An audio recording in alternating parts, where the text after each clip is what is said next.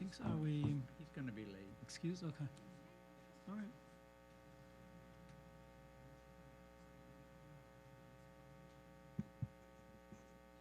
Rula, are you ready? Guys ready?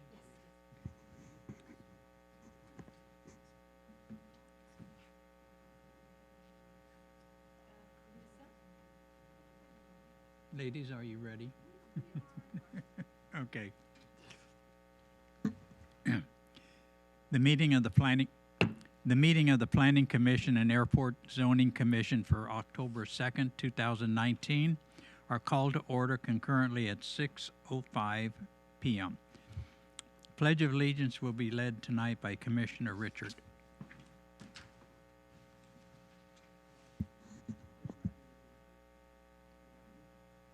I pledge allegiance to the flag of the United States of America and to the republic for which it stands, one nation, under God, indivisible, with liberty and justice for all.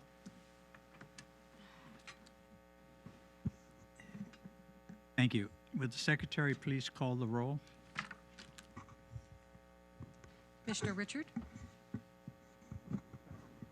Commissioner Caraveo? Commissioner Ortiz? Present. Vice Chairperson Alsha Nabale? Present. And then Chairperson Smith. Present. Thank you. Oral communications. Please note the rules for meeting decorum on the screen. In the interest of time, these will not be read, but be advised that the Planning Commission will adhere to these standards. This is the time for the public to address the Planning Commission and the Airport Zoning Commission for items not on the agenda. Please note that if an item is scheduled as a public hearing, you will have an additional opportunity to speak when the public hearing is opened or continued. Comments made now regarding items scheduled for a public hearing will not be included in the official record of public testimony for that item. If anyone would like to address the Commission on items that are not on the agenda, please come up to the podium. Please address your comments to the Commission as a body and not to individual commissioners directly. Only very brief responses may be given to questions asked on topics not on the agenda. Please keep remarks to 3 minutes. Is there anyone that would like to speak? I have no cards. So. Seeing no one, I will close oral communications.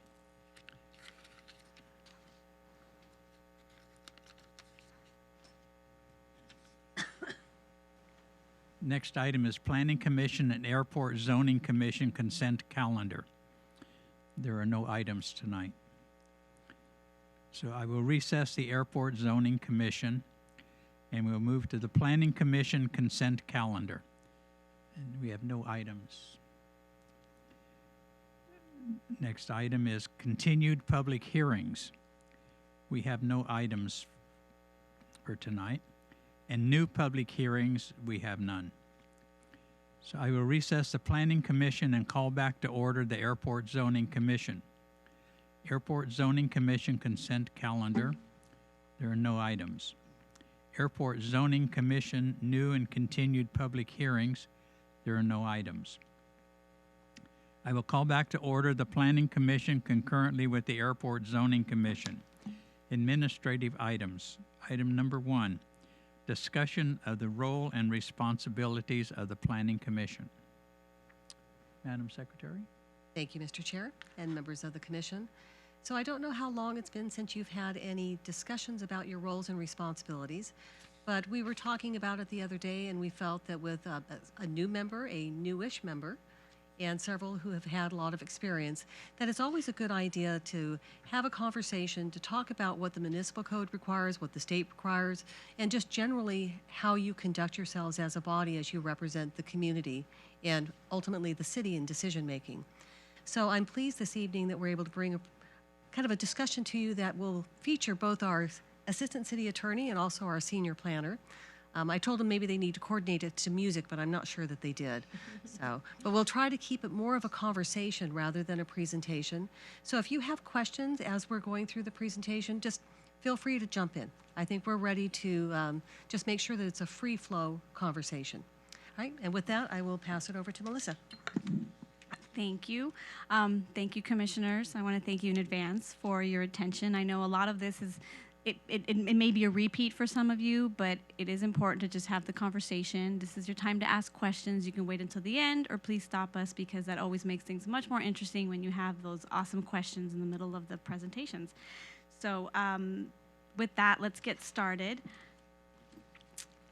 Just a brief intro as to what we're actually going to be talking about, so you have a roadmap.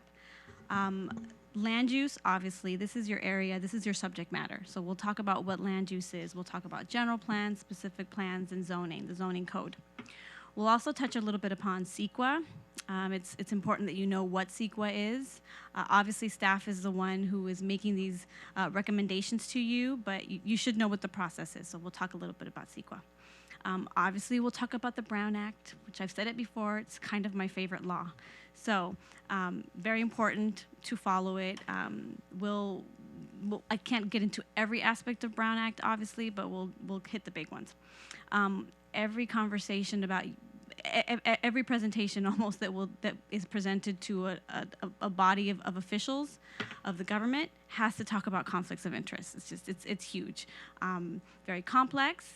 Obviously, very nuanced. We can't get into all of that, but it's very important that you're aware of what the body of law is. We'll talk about types of decisions, because there are differences, legislative versus quasi-judicial. And being quasi-judicial, there are public hearings. Of all the bodies of a city, deal with public hearings the most. So it's really important that you understand the purposes and all the rules that are attached to public hearings. We'll talk about findings. Again, this is something staff does for you, but it's important that you know what they are and what the legal requirement is. And then we'll just give you some general advice, and you can probably give us some general advice as to all the things that you've learned over the years. So that's kind of our roadmap. So let's talk about the duties of the Planning Commission. So essentially, you're part of the development of the general plan and the zoning code. We as staff obviously are doing the drafting, but we're bringing it to you, and we expect your participation and for you to provide insight. To general plan, we'll talk about what that is as well. Part of your duties are to facilitate community engagement. There are hearings, and there are people that come to these meetings, and this is it might be the only chance or opportunity that they have to really speak about an item. They don't tend to go to city council meetings, but if it's something that affects their property or their neighborhood, they'll be here and they'll come. So that's really important for you to facilitate that. We also, this is new for us, we're conducting study sessions and other forums. This is a very important opportunity to educate the public as well as yourselves on certain areas of land use that are relevant at the moment. So that's kind of those are part of some of your duties. A little more of the nitty-gritty of your duties are you're going to be reviewing the general plan. You're going to be looking at the housing element. You're going to be looking at the zoning code, possibly approving or amending zone text amendments. Basically, this is part of the language of the code. You'll be looking at that. You'll conduct the public hearings with all the different requirements that are attached to a public hearing. And in many cases, you're actually making recommendations to the city council. You're an advisory body, meaning you're not necessarily the final decision maker. You are on some matters, but on many matters, you are the first step. It comes to you, and then it goes to the city council. So this is just to show you a little bit of what's in the municipal code about the Planning Commission. So you're a 5-member body. Each member is nominated by the mayor, but it has to be approved by the entire city council. You do serve at the pleasure of the city council, which means if they are, for any reason, they don't have to have a reason, they can remove you and place another person in your position. The duties that are set out in the code are really just whatever the government code says. So you deal with zoning, with planning, land use, general plans, specific plans, all the things that the government code talks about. Our code just references that. And also, I'm sorry, my eyesight is not as good as it used to be. You want my glasses? I want new eyesight, but can't ask for that, right? Let's see. Something really important to note that's in our municipal code is that all of your decisions have to be by resolution. So we'll talk a little bit more about that, but everything has to be in writing. That's where oh, thank you. That's much bigger than mine. I know, that's mine why is I'm way, showing you. Look at mine. Mine is a little bit small. There, use Let's that use one. this one, thanks. A lot of bits. So everything has to be in the form of a formal resolution. Even if you decide not to recommend something, it has to be in a resolution. And another key importance of the Planning Commission is that you need 3 votes affirmative votes to approve. So 3 of you create a quorum, that's a majority. But if there's only 3 of you here, all 3 of you have to agree for something to be passed. That's really important. 2 of 3 can pass certain things, but not approvals for the Planning Commission. You can approve minutes, but not things like CUPs. Very important. Okay, let's see. Yeah, I'm not going to bother with looking at that. So a little more about what you do, more detail. So you will also look at individual projects, right? That comes up probably more often. CUPs, very often. There are a lot of places in the municipal code that require Planning Commission review prior to approval of a conditional use permit. CUP is stop me if I'm using acronyms and I'm going too quickly. A variance, these don't come up too often, but that's something that a Planning Commission might be asked to review. Density bonus housing agreements, right? We've seen a couple of those. Those have to do with affordable housing. You know, actually, Melissa, because we have a brand new commissioner, I would maybe expand a little bit about what each one of these are. Okay. And plus also members of the community that may be watching from home because they just love the Planning Commission. Yes, it's so right? much fun. Sure. So, okay, conditional use permits, basically the way it works is there are uses that are permitted and there are uses that are prohibited. And then there's something in the middle, conditional uses. There are uses that we've determined as a city, am I getting a little feedback? Uses in the city that we will allow, but they require a little bit more attention and they require conditions to ensure that they don't affect the character of the neighborhood, for example. That's a conditional use permit. Trying to think of one off the top of my head. A car wash. Car wash requires a conditional use permit. Variance is basically a request by an applicant where they believe that somehow their property is unique, and so the rules that we have don't quite fit them as well, and they're asking to vary from the code, a variance. Yeah, and typically that's something associated with the size, shape, or topography of a property. So it's not a use variance. It's not them saying, well, gosh, I really want to do this, so I think you should let me do it. It's about, I'd like to develop something, but my property is constrained because it's got an odd configuration or it's got a slope condition. And so we may deviate from a setback, we may deviate from some other standard, but it's a variance, but they have to ask for special approval. Right. Density bonus housing agreements are when, this is state law, basically state law allows an applicant for a project to increase a number of units beyond what's allowed, the density that's allowed in a code, if they provide affordable housing.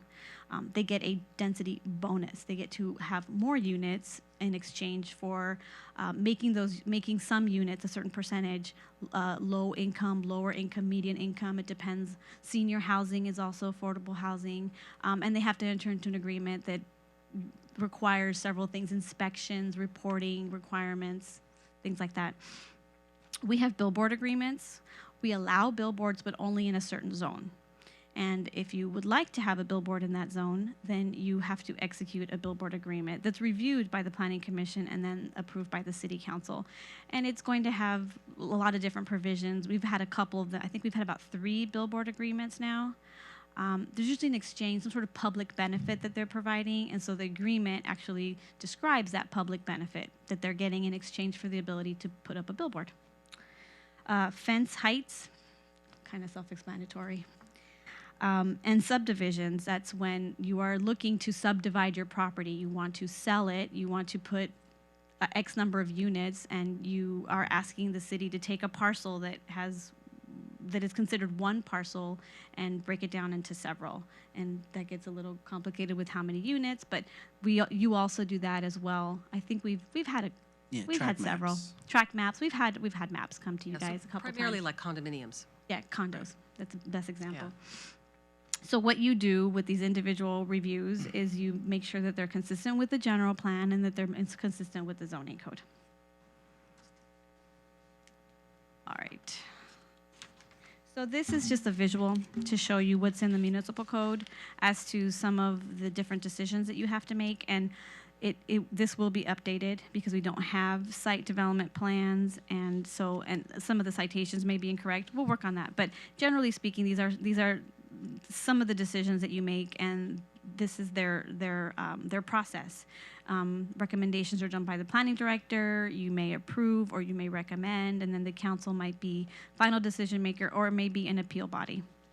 Although while we're on this slide, it actually brings up a future discussion item, but we just want you to be aware of it. You know, currently your code has what's called a design review board, but it's never really been established. But in the meantime, many of your projects that have come before the Planning Commission, you've been told that you do not have authority, you don't have any responsibility for reviewing the design, because theoretically it was supposed to be with the Design Review Board. We've been having some internal discussions, and we realize that it is important for the Planning Commission to have some role and responsibility as it relates to the design and development of projects. And so we're working with the City Attorney's Office to likely create a design review process that will come before you. So when you see this provision of a site development plan, that's actually very much looking at the design review process. So we may change the words, but ultimately you'll see that coming back before you, hopefully within the next months, Yeah, hopefully. maybe soon. next year at the earliest or the latest. Yeah, right. So, any questions on any of these slides? I know I kind of tend to go a little bit quickly. Yes, sir.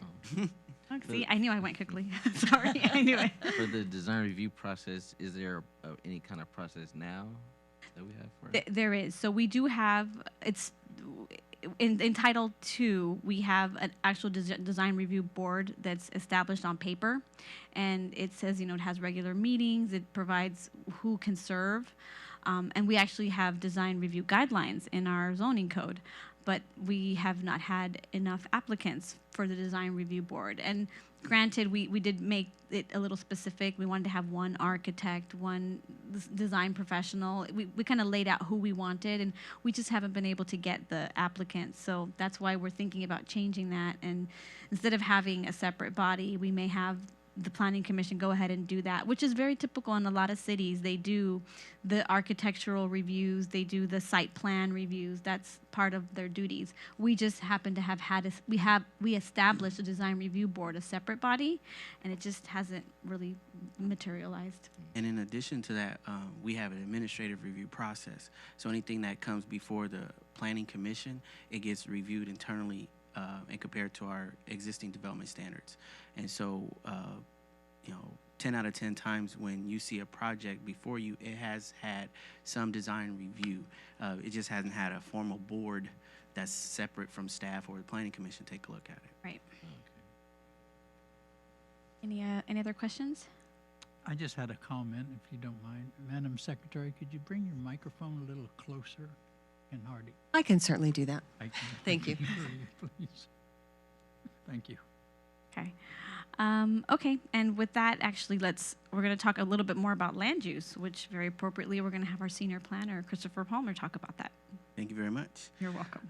So I'm just going to give you a brief about what is land use and kind of a very brief history. So the history and background of land use. It kind of arose from good government movements as a response to unsanitary urban conditions. Some of you might be familiar with a book called How the Other Half Lives. And it was pretty much a picture book that kind of demonstrate the poor conditions in a part of New York. And so seeing that, a lot of decision makers and lawmakers kind of got together and said, let's figure this out. And they pretty much created, zoning and development standards and things like that. There's a lot of other things involved, but that's kind of a brief overview. And what we do with the land use, everything that we do is to protect the health, safety, and welfare of the community. And we do that based on police power that's given to us by the California Constitution. And we have very broad authority. We can pretty much put development standards on anything that the state doesn't dictate for us. And so how is it decided what the land is used for? So general plans lay out the jurisdiction's future development plans through a series of policy statements, text, and map form.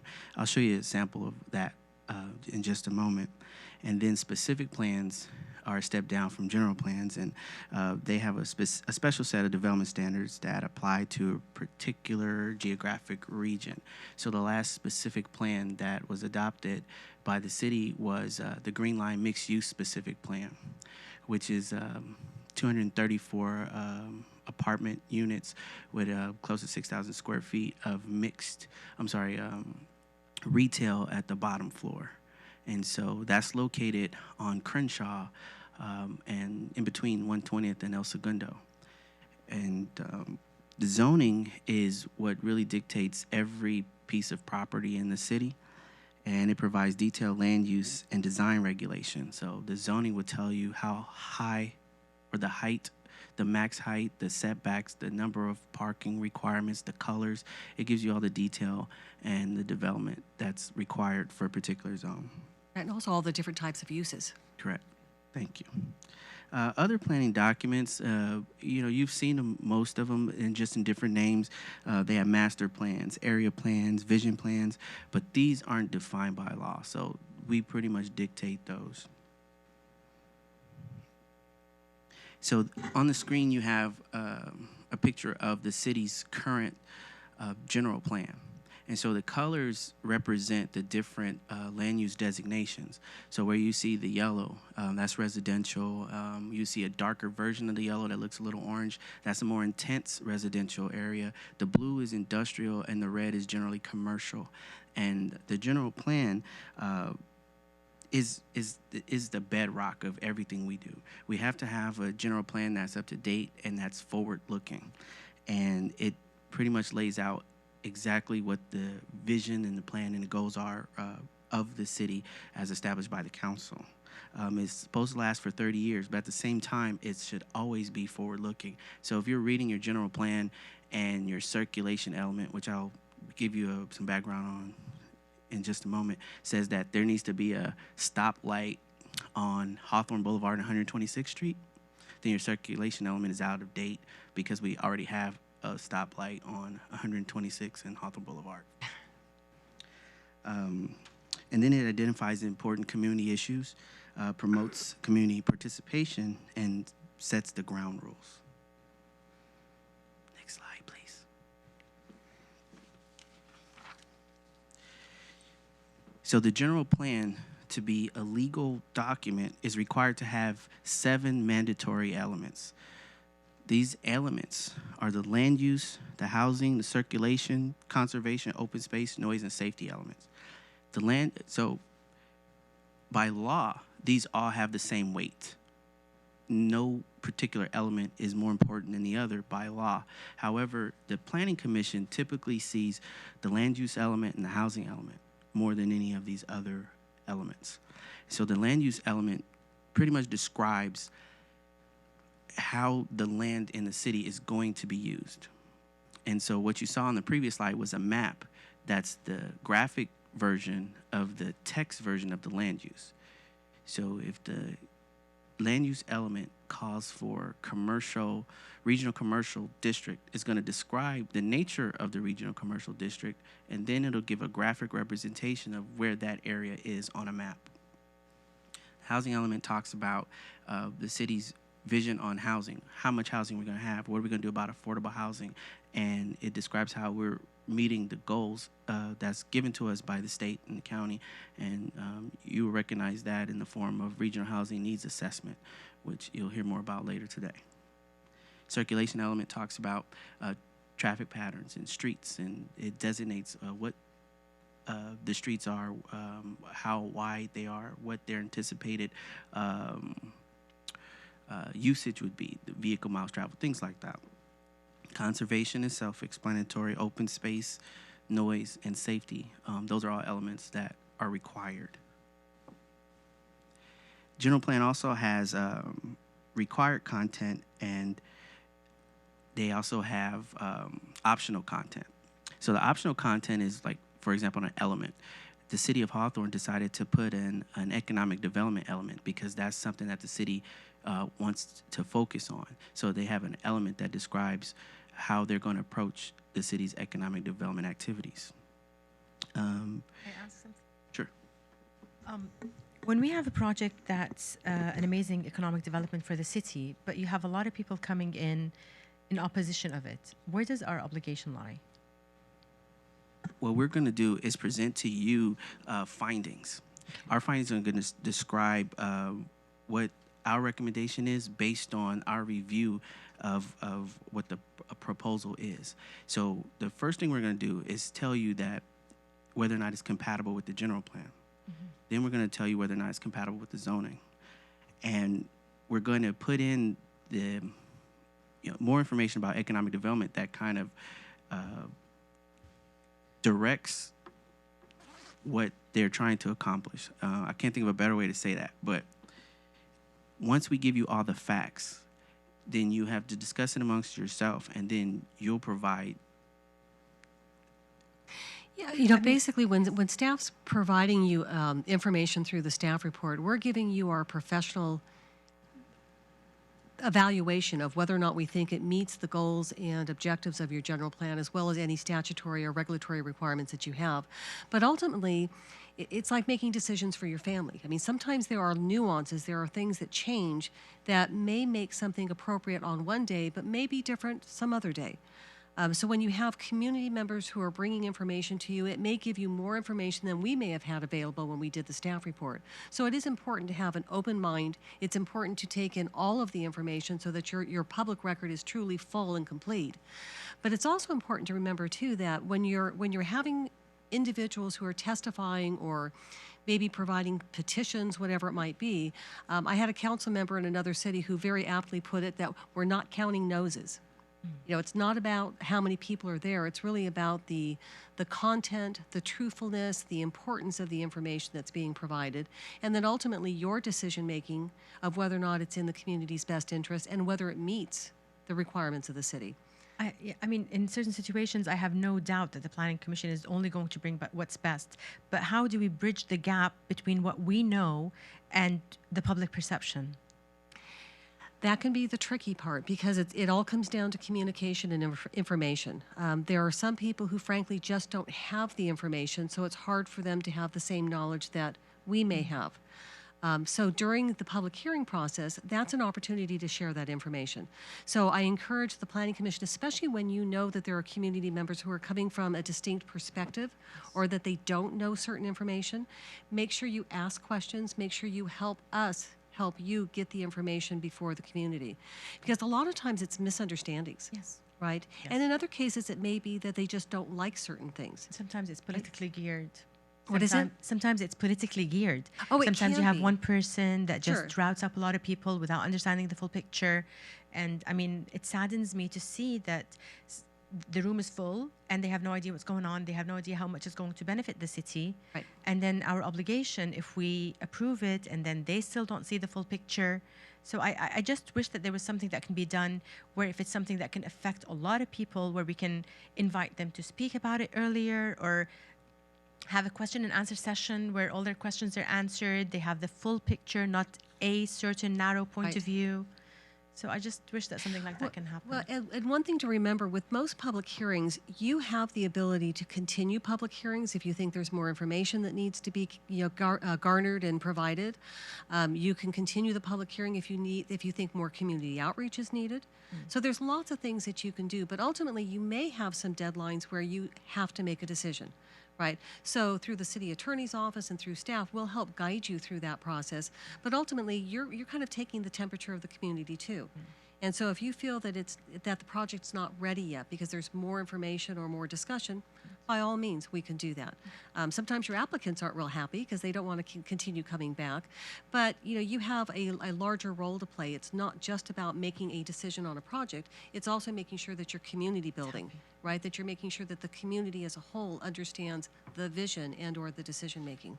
Right? Thank you. Thank you. And so some of the additional required content is vision, goals, and objectives. So Hawthorne, for their vision goals, they want a commercial corridor revitalization. They want we want protection of single-family neighborhoods, and we want economic development. That's our vision. Those are our goals. And how we achieve those are through policy and actions. So the city adopted the land use element, and their policies state that the goal the goal of the city is to expand current efforts to attract and enhance commercial development. So policy behind that is the Century Freeway, the 105 Freeway, and the 405 Freeway corridors shall be planned for regionally oriented commercial uses where appropriate. So that was the goal, and that's the policy. So what the city did in order to implement that is we created a zone called the Regional Commercial Zone, and we did a zone change that the Planning Commission saw and recommended approval to the council. And in addition to that, the city also created a freeway overlay zone. And the freeway overlay zone is what allows billboards in certain situations.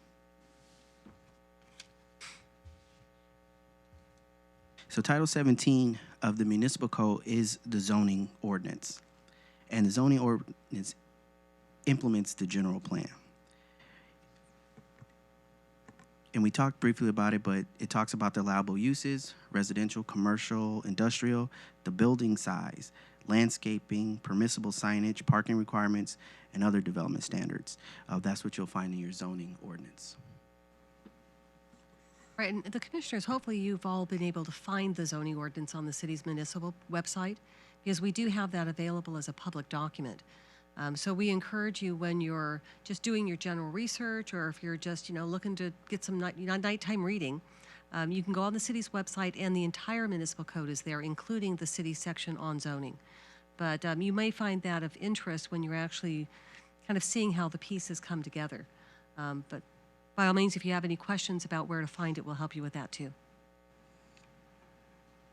And CEQA, the California Environmental Quality Act, every planner's favorite, Yeah, right. absolutely favorite law. So CEQA, and I'm glad this is informal. Still being taped. CEQA is meant to inform decision makers about environmental effects of a proposed project. It identifies potential impacts and, where possible, mitigation measures the city can apply to prevent or eliminate that impact. It discloses to the public why a project is needed, and even if it results in environmental damage.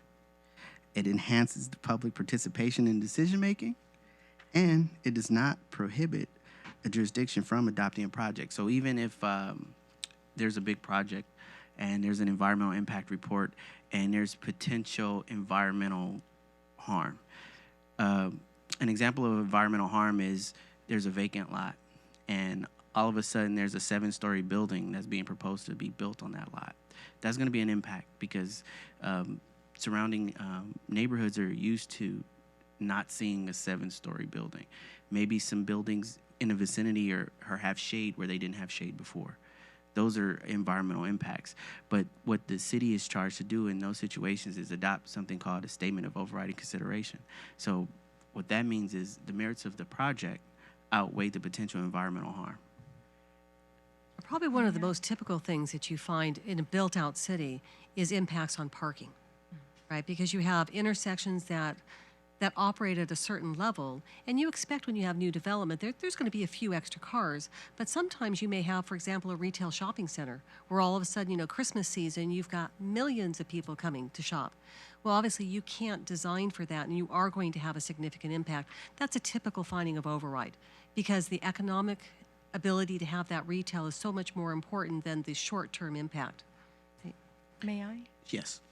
So, I understand all of this, but I don't think I still fully understand why some projects are CEQA exempt. Okay, that's the next slide. Okay.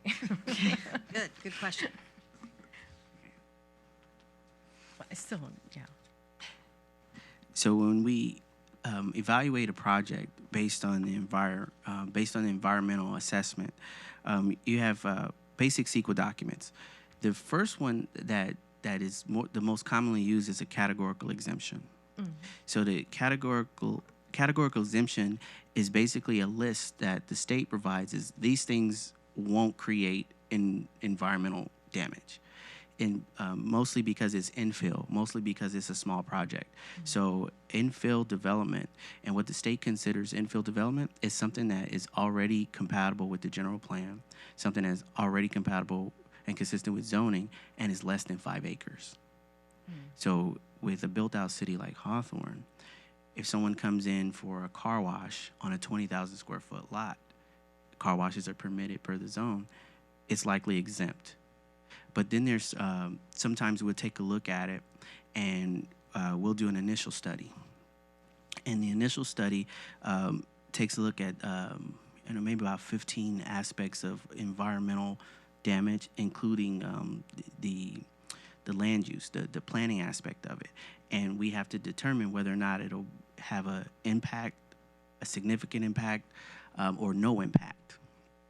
And so if it's going to have no impact, that's another level of analysis that we'll give it, and that'll further support our categorical exemption.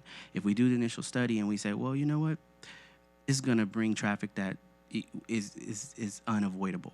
So then we'll move down to the negative declaration or the mitigated negative declaration.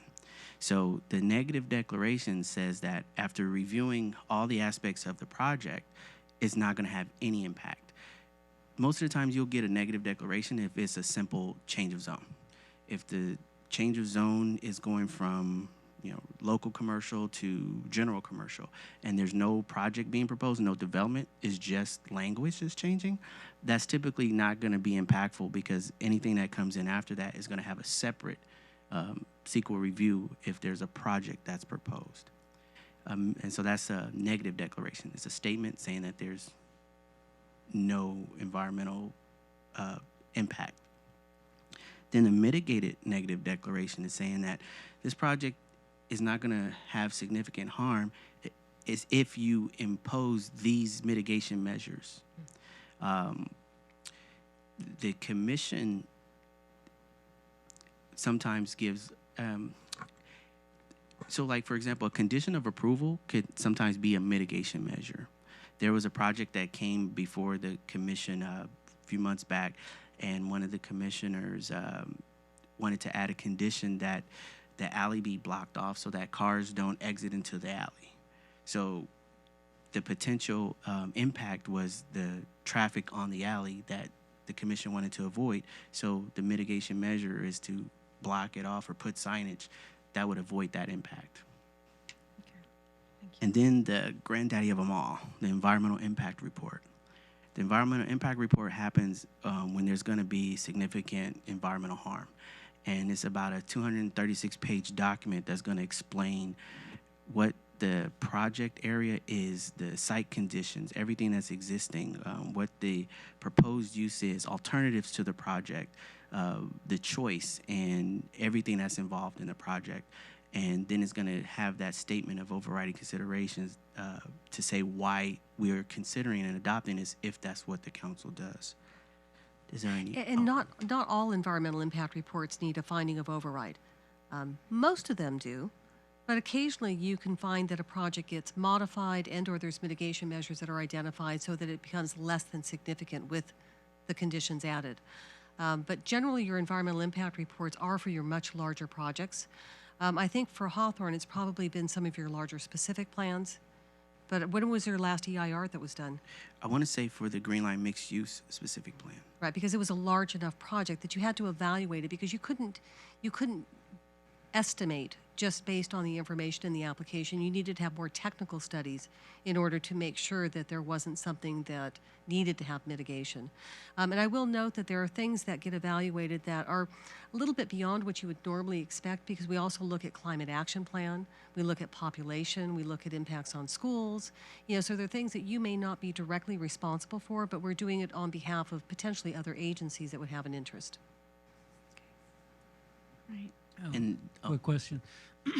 Now, the categories that these that different projects would fall under, they are somewhat subjective, right? Because to one person, a mitigated negative declaration might really not provide sufficient mitigation, and it might really be something more like requiring an environmental impact report. Right. So the initial study is the tool that's used to determine the level of environmental review. And so it's a checklist, and then once you answer the question of whether there's going to be a significant impact, no impact, or impact, less than significant impact after mitigation, you have to justify that. You have to explain why you're coming up with that determination. And so initial studies can be 75 pages of documentation. The traffic study will be part of the initial study sometimes. It'll reference that. And it's technical numbers. It's when, for example, we have to evaluate greenhouse gas emissions. A bank, a single-story bank of maybe 3,000 square feet, is not going to have the same type of emissions under construction as a 234-unit apartment. So there's studies that help us come to those conclusions, and it's really not arbitrary. It's based on information and research over time. Right, but saying that, there's also a public process. So there's noticing requirements so that the public is able to basically have an opportunity to look at the documentation and express if they think there's anything else that needs to be evaluated, or if maybe something should be evaluated differently. Right. Correct. To challenge it. Yeah. If MND comes to the Planning Commission, are we able to say that, oh, this isn't sufficient enough and that we want a full EIR? You can make that recommendation, but if it's correct me if I'm wrong, but I believe that the council decides on whether or not to adopt the final environmental report. Right, but during the public hearing process, if a project comes before you and it generally would require the Planning Commission to be the final approval authority unless it's appealed, then you are making the determination on the CEQA process. So if in your opinion, you ask questions about, let's say it's a mitigated neg deck, and you feel that additional information is required, the staff would go back with the applicant, provide that additional information. If you still weren't satisfied, it's possible that you may suggest that an environmental impact report would be required. We would then evaluate it to see whether or not it really did meet that threshold.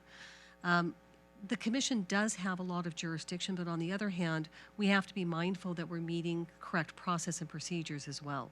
So we may advise you that we don't find it to be necessary in this case, but it's still ultimately, you're the ones that are voting, not us. And in addition to that, we've presented projects to this body before that were categorically exempt, and the commission did ask for additional studies to help with their decision making. There was a hotel that came before this body, and it was asked that a traffic impact study be prepared. And so the meeting was continued, the applicant prepared the study, and we did provide those results to the commission.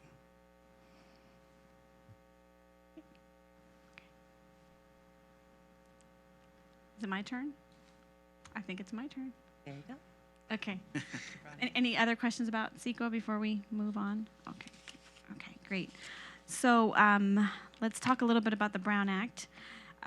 This is probably a repeat for many of you, but always good to hear the information again. Brown Act actually has been around since 1954. It was proposed by Assembly Member Ralph Brown, and it came out as a result of a series of articles in newspapers, right, that talked about all these secret meetings that were taking place, everything done outside of the purview of the community. So as a result, we get the Brown Act, and what's I like very much about it is that the substance, the essence of the law really hasn't changed in all these years. That's a testament to how important it was, and how the legislature really thought long and hard about what needed to be done to ensure that the public had opportunities to speak, for example. So this is what the law says, and I just quote it for you because, again, the substance, this has not changed.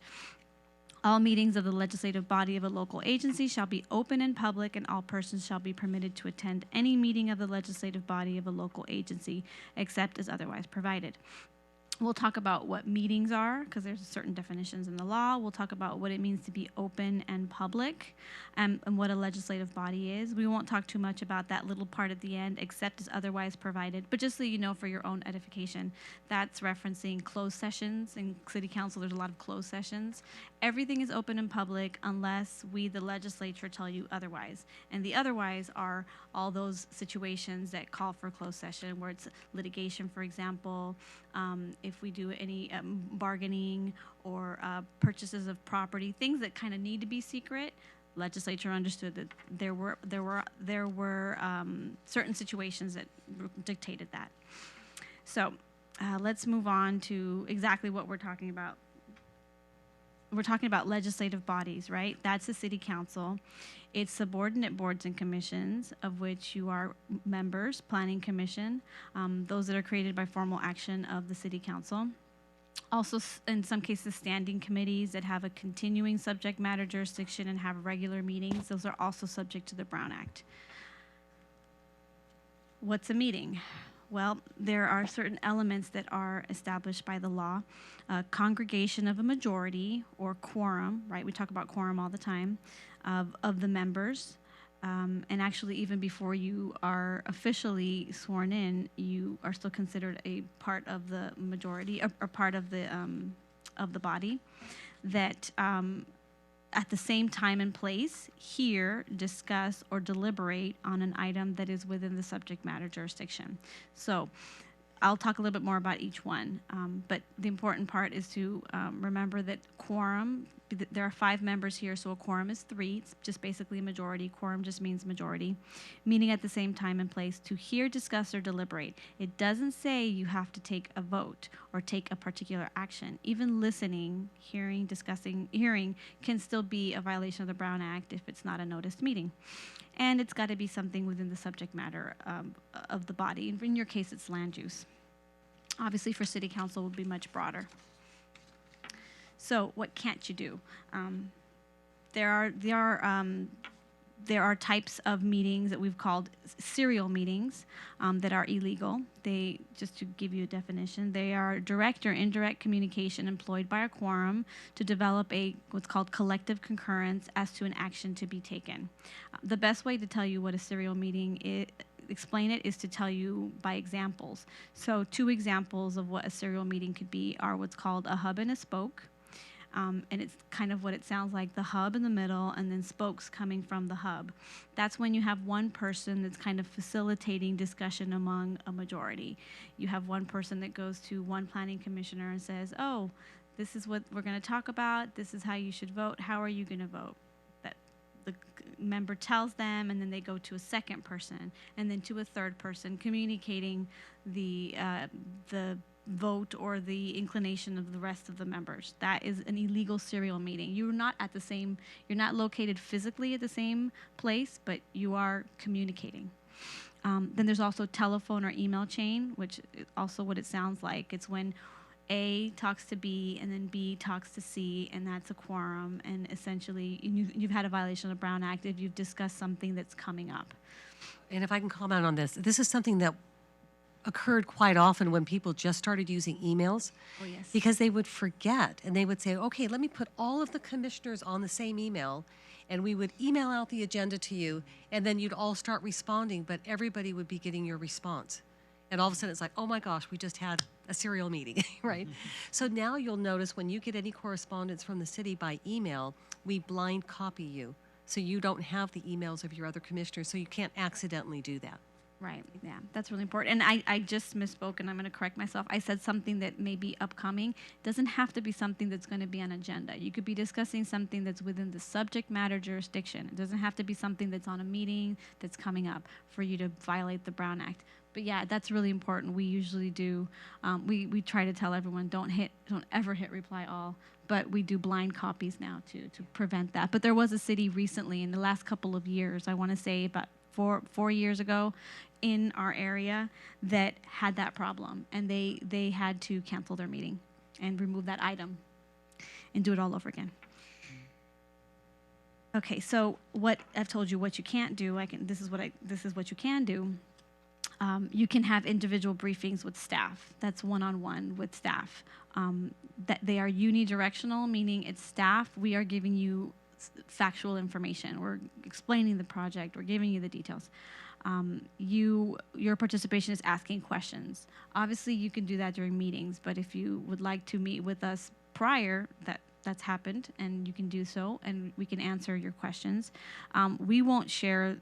You should not share your view at that point, which makes sense. You haven't heard everything. You haven't heard the testimony of the public. And we won't ask you for your view, and we don't want to hear the views of others, and so that ensures that it's, as long as it's factual, it ensures that there's no violation of the Brown Act. That is permissible. So agendas, I talked about meetings, I talked about legislative bodies. I'm just pulling out part of those, that initial statement that I gave you about what the Brown Act says. Now, agendas are part of the open and public part of the Brown Act. They are obviously public records. We have requirements by law in the Brown Act. 72 hours prior to a regular meeting, we have to post the agenda, or 24 hours if it's a special meeting. The agendas must be publicly accessible. We have them on the website. We do that. It's required by law, and so it's publicly accessible. The Brown Act also says that you can't have any discussion on items that are not on the agenda. That's really important because it makes sense. If people don't know if it's not on there, then how do they know to attend or not? The purpose of an agenda is to let people know what you're going to talk about, and they can decide if they want to attend or not. If you talk about something that's not on the agenda, people would not have an opportunity to speak because they didn't know that would be a topic. So, you cannot discuss items that are not on the agenda. You can give brief responses to questions. Sometimes people in the audience have questions. You can give a brief response. You can do clarifications. You can do brief announcements or reports, which this is very common. This happens on the city council level and with you as well. And you can also request us to put something on the agenda. For some reason, there's an issue that you think is really important. We want to talk about X, affordable housing, for example. You can talk about that to the extent that you are asking staff to put it on a future agenda. As long as you're brief, that's all permissible. I'll give an example of some of that you guys have done. There used to be a cockatoo sign near one of the hotels on Hawthorne Boulevard near Imperial, and a commissioner was curious as to why that sign is no longer there. So we were charged with figuring it out. And so we did the research and we provided the commission with that information. Right. And it was placed on a future agenda. That's perfect. Where it normally gets tricky, though, is you have somebody under oral communication, and they'll come up and say, I have an issue. And it's something that's compelling, so you feel that you want to start talking about it. And sometimes from a staff perspective, it's hard for us to stop you, right? Because all of a sudden you're in the moment. But at some point, you may find either myself or whoever's in this position or the city attorney saying, okay, you need to stop now because now you're starting to talk about policy and decision-making and things that are not on the agenda. And at that point, you really do need to stop. Okay? Right. Okay, so another aspect about open and public is public participation, right? We had the issue was secret meetings. People didn't have an opportunity to speak their mind about the processes that the government was taking, the actions that their government is taking. So we have oral communication. It has to take place either before or during consideration of the item. You have to allow people to criticize. That's their right to do so. You can have rules of decorum, what's called rules of decorum. We've learned over the years, because there's been lots of challenges, right? Time limits are okay. You can put 3 minutes, 5 minutes, whatever's reasonable. And you can ask people to, for example, give their physical address. You can be stricter with the time limits than with the address. If someone doesn't want to give you their address, you cannot require them. You can't make it a precondition for them to speak. They still must be allowed to speak. That's just an example of rules of decorum that you can have. Oral communications, as I mentioned, is before or during. Most of the time we do it before. If it's a public hearing, there's also that extra or additional opportunity to speak, but they're different. Oral communication is you can talk about anything and it's not part of the record. Public hearing is another opportunity that deals with the action itself, where there's an official record that's created. So, yeah. Yes. So if they don't give their address and they're not a resident of Hawthorne, how much say do they have in our meetings? That's the hard part. Usually you do ask for the address because you want to know if they live here or not, right? You kind of just have to take a look at the other factors, how many other people were speaking and what were they saying, and kind of gauge it yourself. But yeah, you can't require them. You can certainly ask them. You can say that. You could say, well, you don't have to provide your address, but is it okay? Would you mind telling us if you are a resident of Hawthorne? Like, And they may give you that information, they may not. But we just can't make it a prerequisite. Okay, so we are leaving Brown Act and now touching upon very superficially, really, conflicts of interest. So what you need to know about conflicts is that there are basically two bodies of law. And we're talking about financial conflicts of interest. There's a Political Reform Act, which deals with more than just conflicts, and what we call Government Code Section 1090. This is the essence of all of it, is that you may not participate in decisions in which your financial interests are affected. Right? Makes sense. You are public officials, you are public servants. You should not be profiting in any way from your service. So what's very important as well is that it doesn't have to, it says affected. It doesn't say positively affected. Even though something can harm your interest, you might be losing money. If there's any effect on your financial interests, you may have to disqualify yourself from participation. Again, in many cases, it requires disqualification. I'll talk a little bit more about what that is. And there's a body in the state of California called the Fair Political Practices Commission. You should get to know that FPPC because they have tons of resources online too. So they're very important. They have a lot of different functions. One thing is to promulgate regulations, and they've provided us with a 4-step analysis. For us as lawyers, it used to be 8. They've simplified it to 4. And we go through an analysis. So it's important that we know what your interests are. I'll talk about how we know that. And we will do the analysis and assist you with that. So ask questions. There's another possibility, not financial, it's personal conflicts of interest. There's a body of law, it's common law, that talks about personal interest. And that's basically what it sounds like. There's no money that's affected, but maybe you have a relationship with an applicant. They're your best friend, or they're your worst enemy. That's something that may affect your decision making. So you don't want to have that kind of interest. You don't want people to perceive you as making decisions based on that interest. And so in some cases, you might want to disqualify or abstain from those decisions. Okay, so what's a financial interest? We're talking about economic interest. What is an economic interest? One is your sources of income. That's just basically your salary. But it also includes your spouse's salary, because this is a community property state. Loans can also be a source of income. So you have to be aware of those types of economic interests. Real property, obviously your home, is an interest to you, is a financial interest to you, economic interest rather. Business interests, we need to know what businesses you are involved in. If you have an investment of $2,000 or more, or you have a management or even an employment position in a business that may be the subject of a decision that comes before you.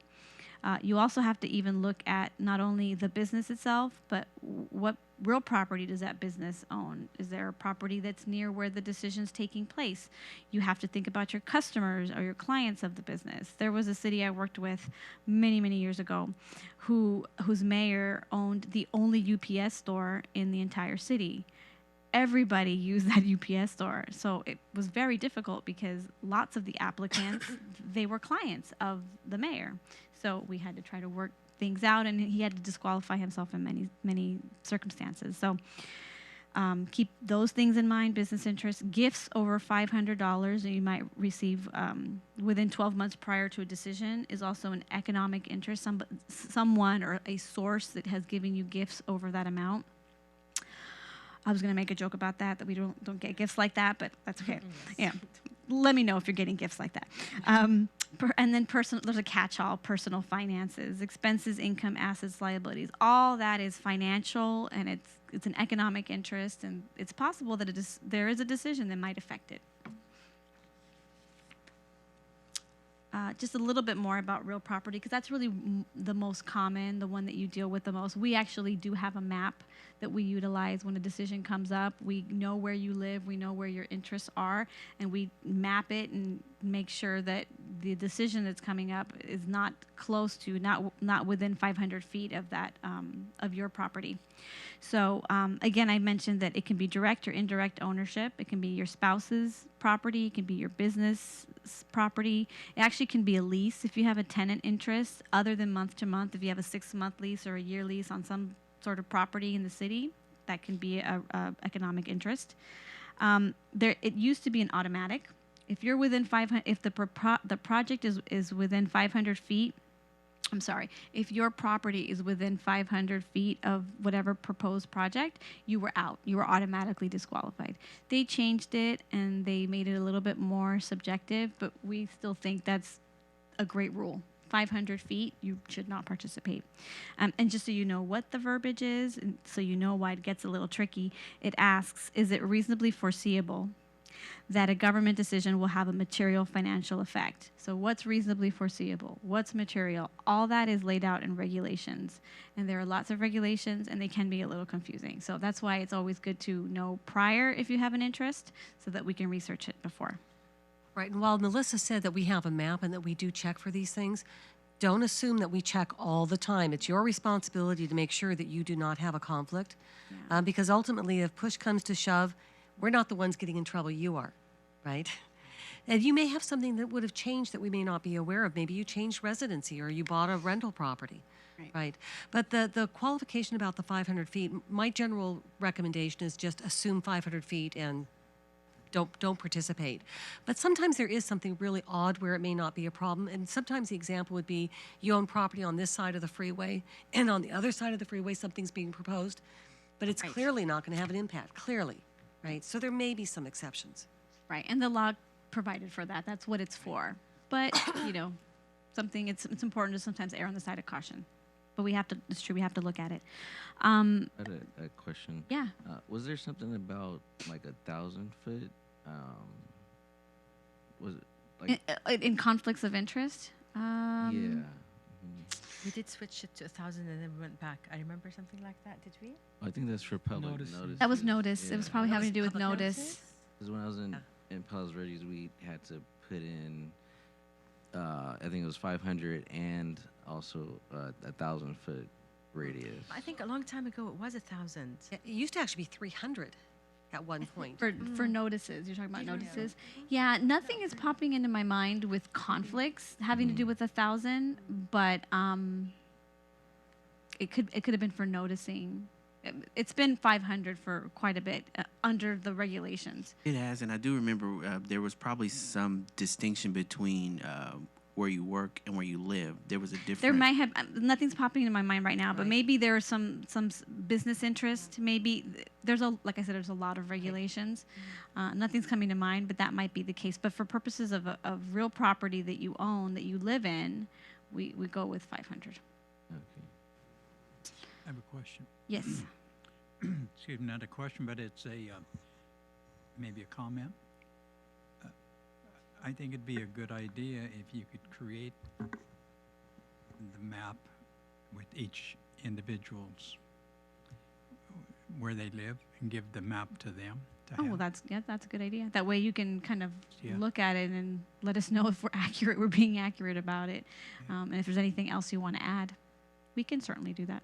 Could you please? Thank you. Yeah. Definitely. And then if there is a conflict of interest, are we able to step down and then go into the audience and ask That's such a any- wonderful question. It's actually coming up in Okay. 2 Very good slides. question. Yeah, that's a good one. Okay, let's move on. Any questions about real property or because I'm going to talk about disclosure now, and then we'll talk about exactly the commissioner's question. So how do we know what your addresses are? We are all required to submit what's called a Statement of Economic Interest, or Form 700. Us here, I meant. You have to be on a conflict of interest code, and some people are required by law. You're required, and that lays out what your interests are, and it helps guide us It's also just something that the FPPC requires. So let's be very honest. It's the law. It's due in April of every year. It needs to be filed on time. Our clerk is very good about making sure that you get it every year. Or you get it if you first begin, you have to fill it out within 6 months, I think. So you probably already got it. Yeah, you're shaking. Yeah. The clerk is very good about that.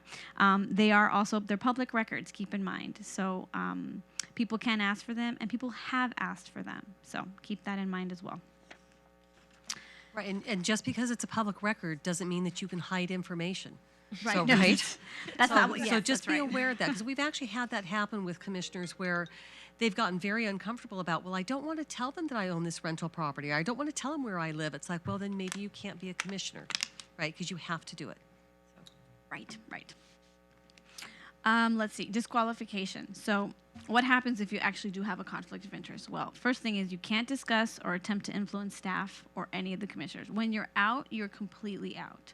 It's as if the project doesn't exist in your life. You do not discuss it at all. At the meeting, there's a process. You have to identify the nature of the conflict. And we usually do a statement for you that says, I will be disqualifying myself from participation based on a real property interest. My home is located, blah, blah, blah. And then you read it, and you step outside and you leave the chambers. The only time that you can come back in is there's two circumstances. One is when it's consent calendar. It doesn't really come up that much because a lot of substantive stuff is really not on our consent calendar. We have minutes. That's pretty much it. And the other is if it's actually your direct interest. It's your property. You are applying for some sort of a permit, and you are obviously disqualified from participation, and you want to advocate for yourself. If it's your personal interest, you can do that as well. But otherwise, you're completely out of it. And I've worked in different cities where we've had to remind people because they think that, well, I'm not voting because I'm disqualified, I'm not going to vote. But can we talk about it, staff member, because I think we should do this and do that. No conversations at all. So when you're out, you're out. If you don't have a conflict of interest, but you want to abstain because it's either something that's a personal interest, right? Which is different, or you're just kind of on the cusp, or you just feel uncomfortable. You can do so. We can prepare a statement that says, while I do not have a conflict of interest under the Political Reform Act, I will be abstaining from this item, and that's okay. There's nothing wrong with doing that. Yeah. Can you tell us what happens if the majority of the council is disqualified? Yes, which it's fun. I'm sorry, the commission. The commission, yes, it's Had fun. that happen. Yes, we've had it happen here a couple of times, and I think the time that we were going to do it, I think I was sick and I actually missed the fun part. Yeah, I wrote everything up, I got everything set up, and then I couldn't come. Basically, if there isn't a quorum, and you have to have a quorum to take an action, you have to have majority. You have to choose a random method of Drawing straws. and you have to draw. So you draw straws, pick names out of a hat. Yeah, and you, even though you have a conflict, you actually come back into the decision making and vote. And there's more to it than that, but it literally is like a straw. You only pick as many people as you need to participate. If it's one, then only one person comes back. And that's how you proceed. Otherwise, you wouldn't be able to. It's necessity. You have to be able to take action on certain items. Good question. I have a question. Yes. When a commissioner abstains without a conflict of interest, are they at that point, are they allowed to stay in the room for the conversation, or do they? I have to tell leave them again? to also treat it as if it were, if you're going to take the step of abstaining, just treat it as if it were Political Reform Act. But the difference is you can say it on the record that it's not Political Reform Act. It's not a financial conflict, so that the world knows. But I wouldn't recommend coming back in because you're not really getting rid of the problem, right? If you're here and you're speaking, for example, it still looks, like you're using your influence, and it just doesn't look good. It doesn't look good. And Commissioner, are you talking about abstaining in general or specifically? No, just specifically related to Okay, what she thank did. you. Okay. Because I mean, there's Just for clarification, that's all I wanted to know. yeah. So, for example, I mean, if the abstinence comes towards the end where we're voting, like you heard everything and then you thought, oh my God, there might be a perceived conflict of interest and I need to abstain, it's too late to leave, right? You just say, At that point, yeah, it's just, you know, you can't leave. But if you Yes. truly feel that you don't want to participate in it, and it's not a financial conflict Yes, of of interest, course. then yeah, you can go ahead and say, you know, I've listened, and I believe that I cannot Be make a impartial. decision. I have some conflict here. I'm not going to vote. And you know, at that point, if you can't leave, you can't leave. That's okay. They're different rules. But I personally think my advice usually is, if you're going to take that step at the beginning to do this, just Leave from the go beginning. outside. Okay, so that's the end of conflicts. We'll talk a little bit about decision making, right? So there's two types. There's legislative decision making, and that's basically policy choices that affect numerous people. You're making changes to language, for example. You're changing a development standard that applies to an entire zone. So it applies to a broad class of people. Then there are what's called quasi-judicial proceedings. Quasi-judicial is a fancy word. Basically, you're sitting like a judge. You're the judge. It's, for example, like a conditional use permit. You're sitting in a quasi-judicial manner. You're applying the rules to the particular facts of that individual decision, that individual project, and you're making a decision. And they're important because there's different rules based on whether you're acting in your legislative capacity or your quasi-judicial capacity. So for a quasi-judicial, you're going to have public hearings. It's required for probably most of the land use decisions that you have to make. There are state law requirements about noticing. You have to notice the date, time, the place, the reviewing body, a description of the matter to be considered. It's very important. Why? Because people need to know that there's going to be a public hearing and that you're going to be requesting public testimony. So for legislative matters, the noticing is a little bit different. You do it in a newspaper of general circulation at least 10 days prior. If it's quasi-judicial, we do notice to the affected property owners, like a CUP that affects property. So that's where we send it to, and there's that radius at 300 feet. We send it out to 300 feet. We have increased that, correct me if I'm wrong, at least on one occasion, and we can, at your request, increase that. The minimum is 300, but there are a lot of cities that have decided, you know, we want to give more people an opportunity to speak, and so they've increased that radius. Yeah, although just 2 cents on that, what a lot of cities have also understood is that increasing the radius sometimes doesn't really do anything. Yeah. Right? Because people don't really read their mail. What they do find to be more effective is doing notice boards so that you actually have something posted at the site where the permit is being requested, and also using your website more effectively. And that's something that we may start considering as we kind of change some of our technology in the city. So maybe in the next couple of years, you'll see a more robust opportunity for community involvement. Okay, so due process. This is the most important aspect of a public hearing. There's all these procedural things, but due process involves procedure and substance.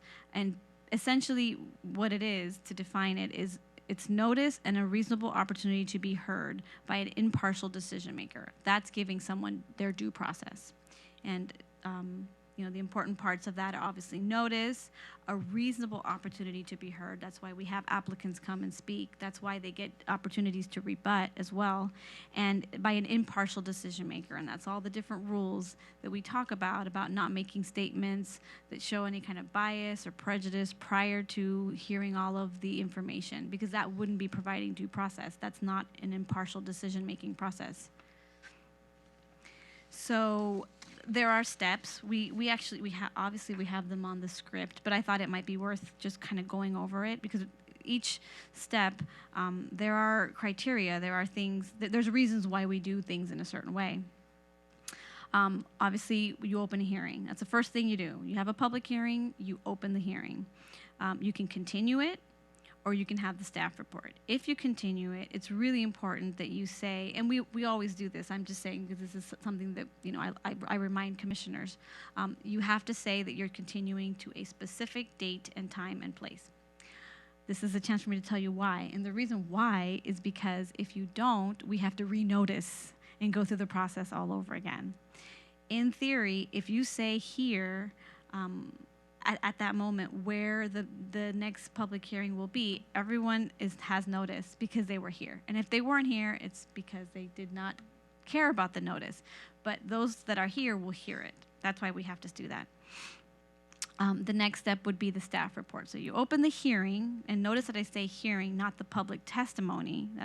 That doesn't come yet. First is the staff report, and that's your chance to ask lots and lots and lots and lots of questions. I can't emphasize enough. Lots of questions of staff. Everything you wonder about, ask staff at that moment. Comments, you may be tempted to kind of provide some commentary. I would hold off on that. Comments and opinion really need to wait until after you've closed the public hearing. So questions, keep it to questions. Then the third step, I guess, is the public testimony portion of the public hearing. That's when you ask the applicant and others to come and speak. So generally what you have, this is the way it should go, is the applicant will speak first. You may have questions of the applicant. That's a perfect opportunity to ask questions of the applicant. This is fact gathering again. This is questions. Then you allow the public to participate.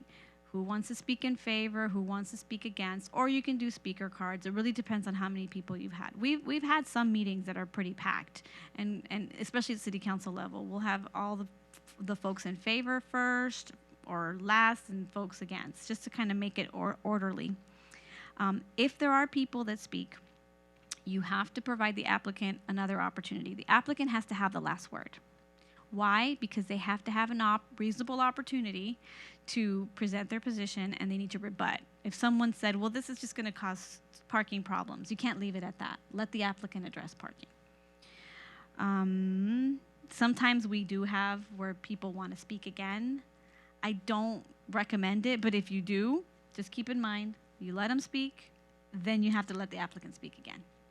And then whoever else wants to speak gets to speak also.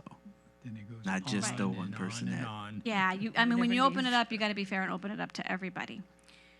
So the next step is one more opportunity for questions, last chance, and then what you do is you close the public testimony. I put public hearing. See, I even wrote it wrong. The public testimony portion of the public. Actually, no, I'm sorry. I did write it. I did write it correctly. It's the whole hearing. I did write it correctly. The public hearing will be closed. At that point, no more testimonies provided. That's it. No more questions. That's when a motion can be made. Now, there's different ways of doing it. Technically, but we don't have to do it technically.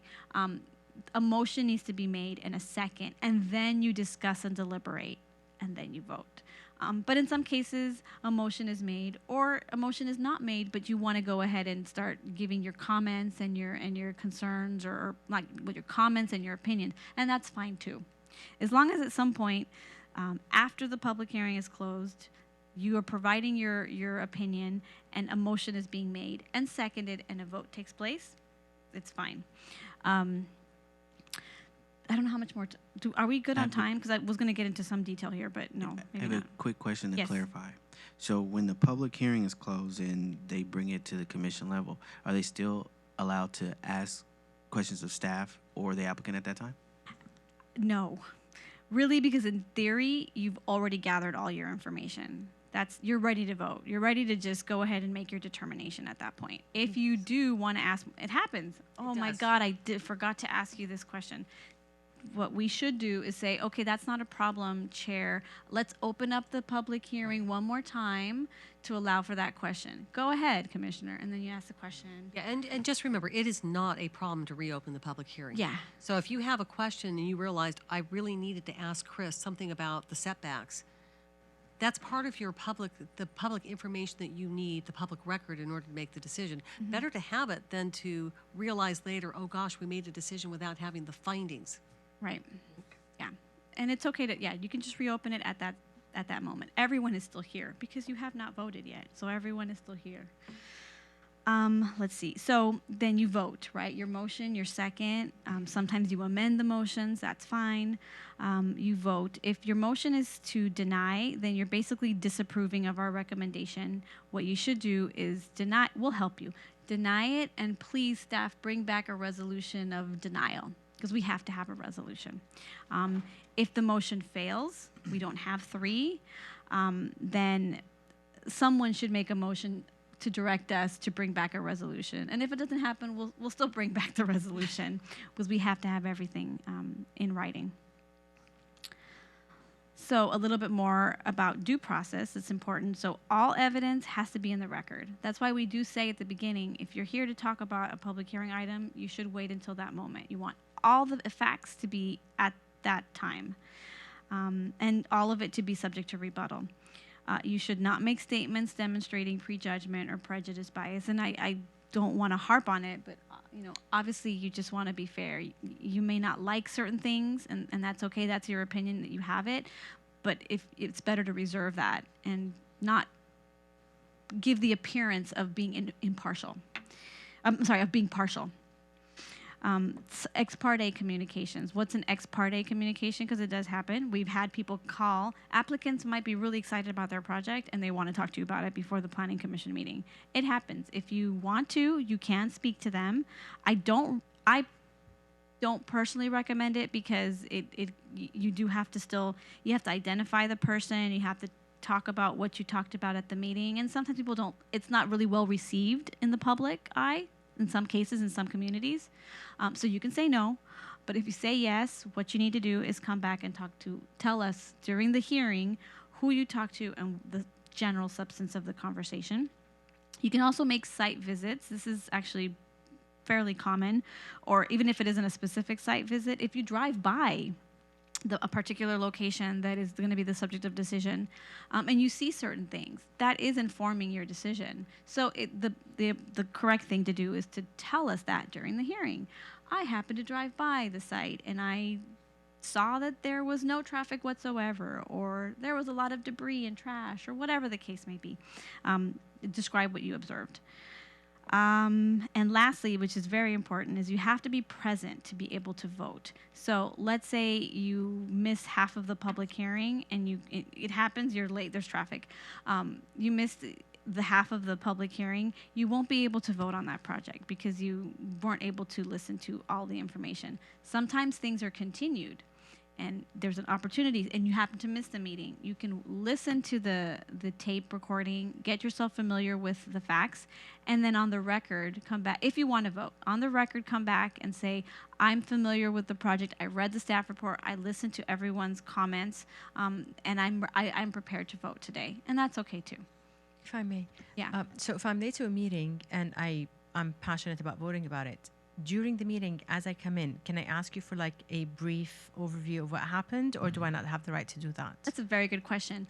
If you come in during, it depends on when you come in. Right. So if you come in during staff report, I could, tell me that you want to participate, and then you'll go ahead and say, I've actually read the staff report, because in many cases you have read the staff report. I've read the staff report and I'd like to participate. All cases. And that's okay. No. In Yeah, all cases. in all cases. Actually, in all cases you have read Especially the me, staff you know report. Yeah. If you're coming in and you've missed testimony, Yes. I would caution you against voting. Okay. I would say please don't, because it's not the same. Me paraphrasing it, that's why I said you have to actually listen to the tape and hear people's comments. Yeah. Me paraphrasing is just not going to do it Right. justice. And generally what I recommend in terms of best practice is that if you come in during the staff report, you simply advise, I'm here, but I have read all the staff report. I'm aware of what was written in the staff report. So if there's nothing new that staff has presented that you didn't hear, right? But if there was something different, then staff can just quickly give a recount of that. that we can, yeah. Right, that we can do, but the testimony, we can't recreate that. Exactly. Yes. Thank you. Any questions on due process, because we're leaving it now. Actually, one thing that I do want to state, because this has been a problem in the past and hopefully has never been a problem here, but if you bring your cell phones with you and during a public hearing, all of a sudden we see you going, oh, okay, Yeah. don't ever do that, right? If you have Yeah. your cell phone, honestly, I recommend that you don't even have it present. But if you do, because you have, children, you have a family emergency, obviously. But be careful if you do pick it up, because there's a perception that you're communicating with someone. Somebody in the audience. And if you start to do that, your phone can be requested to be reviewed as a public record, right? Yeah. And part of being present is also paying attention. I wasn't even going to mention this because everyone here pays attention. Of course. But there is a case from like 6 or 7 years ago in the city of LA. They lost because the council members were basically all talking amongst themselves, playing on their phones, standing up, walking out, coming back in, and it was during a public hearing. And It was obvious. it was really obvious that they were Really not paying obvious. attention, and the applicant did not win their. I think it was an appeal. They did not win their appeal, and so they sued, and they won because the court made a decision. You have to actually pay attention. That's part of being in a public hearing and having giving the person the reasonable opportunity. Makes sense. Yeah, it makes sense. So that wouldn't happen here, but No, I that's just pretty may as well throw it embarrassing. in just for ratification. You know, there's a now. case where that happened. You all been warned. Yeah. So findings, we've talked about this a lot. And this is really a staff duty. We are the ones that are drafting this for you, but you inform it and you tell us if you agree with the findings or not. That's very important. It's mostly for quasi-judicial proceedings, right? We're going to have to make findings that something is or is not consistent with the general plan. But I'm just going to tell you exactly what the law says. They are legally relevant sub-conclusions which expose the agency's mode of analysis of facts, regulations, and policies that bridge the gap between the evidence and the decision. It's basically the why. Why are you approving this? That's essentially what a finding is. They're a framework for making principled decisions. Why are they important? Because they're a framework for making principled decisions. They make analysis clear. This is your analysis, which obviously you don't want arbitrary and capricious decisions. We get tons of deference from the court when we have findings and we have everything laid out. But to do that, it has to be in there. It has to be in written findings. They also explain things to the public. And they also are very good to prevent litigation because when we have it clearly laid out and people actually read it, they'll realize, okay, well, they had a basis for what they were doing. And again, we are provided a great deal of deference. So that's findings. Can you tell them where to find the findings? They are located in the resolution. Yes. Usually before the conditions and after the general recitals, right? Yeah. The meat. The middle. Yeah, and you know, we try to do our best in terms of making sure that there's enough findings to be able to support our recommendation to you. But if you do something that's completely different, we're going to go back and look at the record, listen to the testimony, and those findings are going to change to be able to support your recommendation.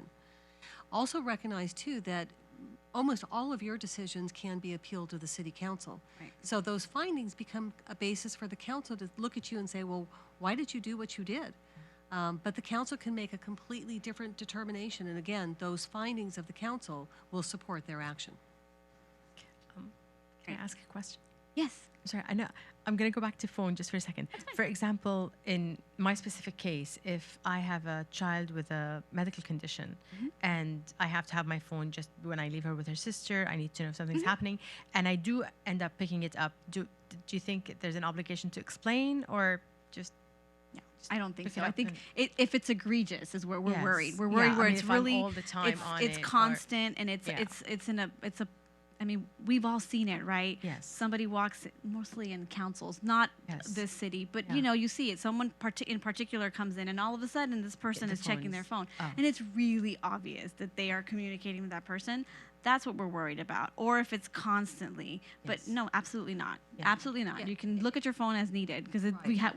we are still human beings that have Yeah. obligations outside of our And a duties lot here. of a lot of it is context too, because if you're just Yes. having a workshop and you're checking your Yeah. phone, Oh, yeah. obviously there's not a There's- problem. yeah. But if it's a contentious public hearing, it I'm still not may gonna- be yeah. advisable to say, Mr. Chairman, I apologize, but I'm looking at my phone yes. because I have, you know, I Yes. have family issues that I have to, pay Yes, attention that's to. what I'm asking. Right. Yeah. That's Yeah. okay. Yeah. Okay. Yeah. But don't feel obligated to at every time if you have to glance at your phone. Okay. To But sometimes explain it helps the community To understand why you're understand that doing I'm it. not- So yes, Right. that's my seen- question. Thank you. I've seen different commissions, and I've seen a commissioner do this. Can you tell me who is the owner of the project? Okay, yeah. I mean, it has happened. not recently. Yeah, not recently. Let's just leave it at that. Right. I A Yeah. question about the findings. Yeah. Do we, or does staff discuss the findings in the staff report stating why staff made their recommendation? Yeah, it's usually in the staff report. Yeah, it'll be in the staff report, and then but it will definitely be in the resolution. Okay. But not always, right? Because sometimes you don't want to labor over a staff report and have it to be really, really long. Yeah. So sometimes you reserve some of the findings just to be in the resolution. So when you're reading your staff report, you should read the resolution as well, because there may be additional detail that maybe we're pulling out of more technical documents, but we're not going to burden you with, the level of service at an intersection. That's true. There may not be the same detail in the staff report. Okay, so advice. We have some advice for you, and here's where we're all going to kind of jump in, all three of us, and I will start. Robert's rules. You kind of generally know what they are, and it's important to just kind of follow generally, but this is not necessarily a formal body. Robert's rules, all that is meant for Parliament, right? So we can be a little flexible. You can make an amendment, and someone else can amend the amendment, and then you come up with a better amendment, and that's okay. You don't have to be super technical, but as long as you generally follow, you're okay. My favorite Do one. you guys want to? Yeah, you have a favorite? I'll Do you jump have on a this favorite? one. Go for it. Read the packet and ask staff questions before or during the meeting. A lot of information can be gathered if you give us a call, send us an Yeah. email.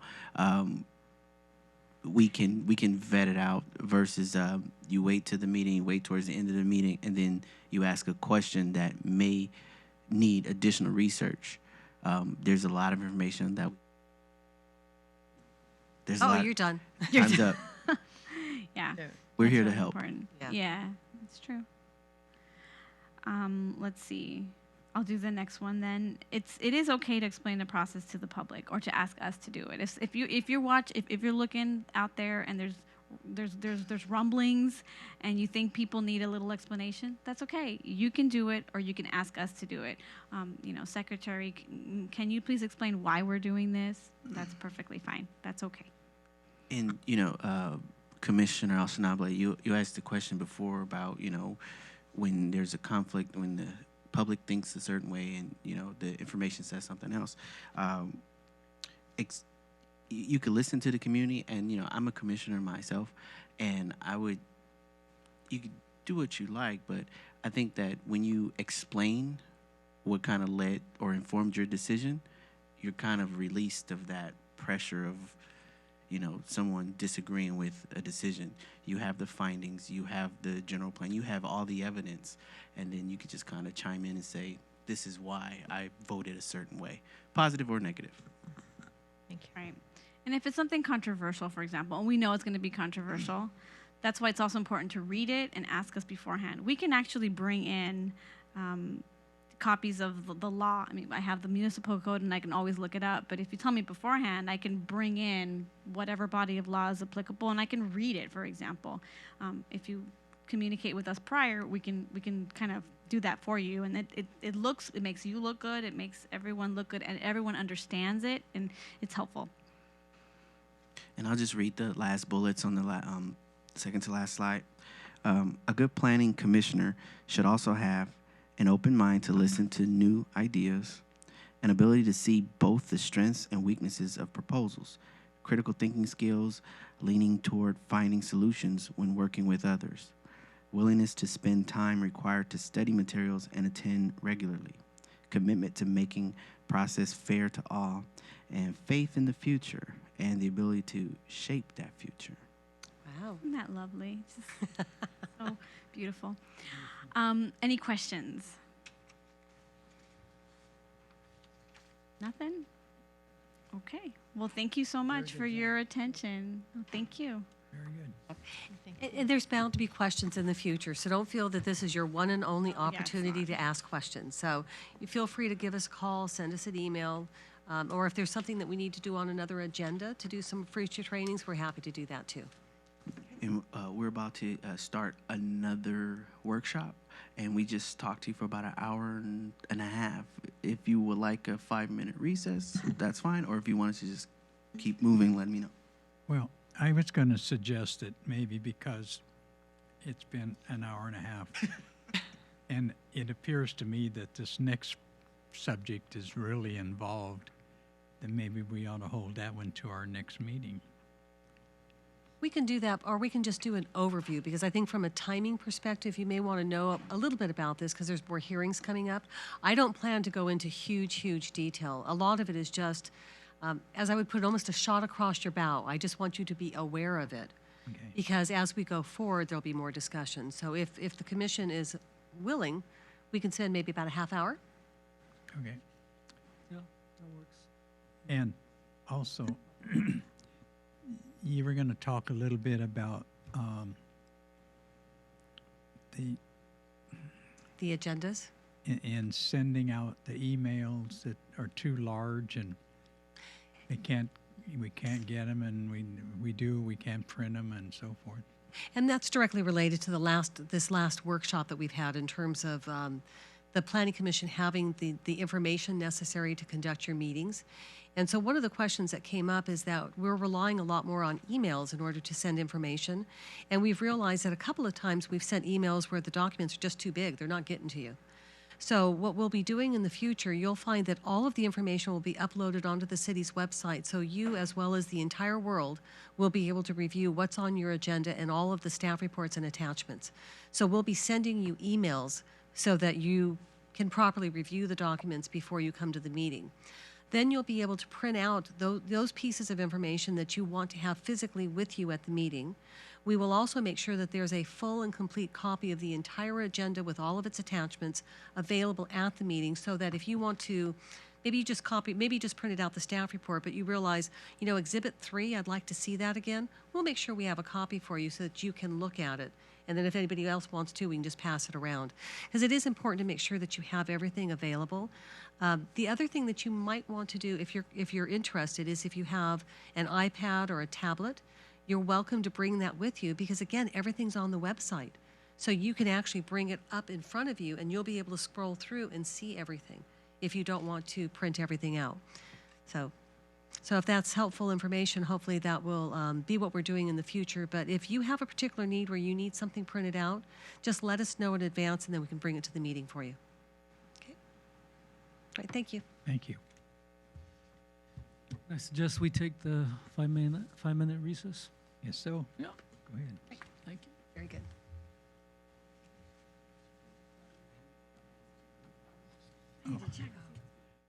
We'll have a 5-minute recess.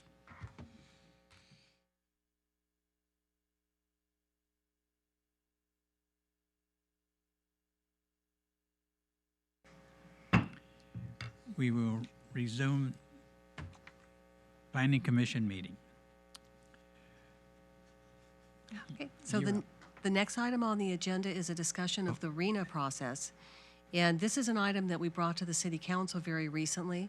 And because it has such importance, not only for Hawthorne, but really every community in the state of California, we wanted to make sure that you are aware of kind of some changing circumstances that ultimately you as a body will have to deal with, as will the City Council.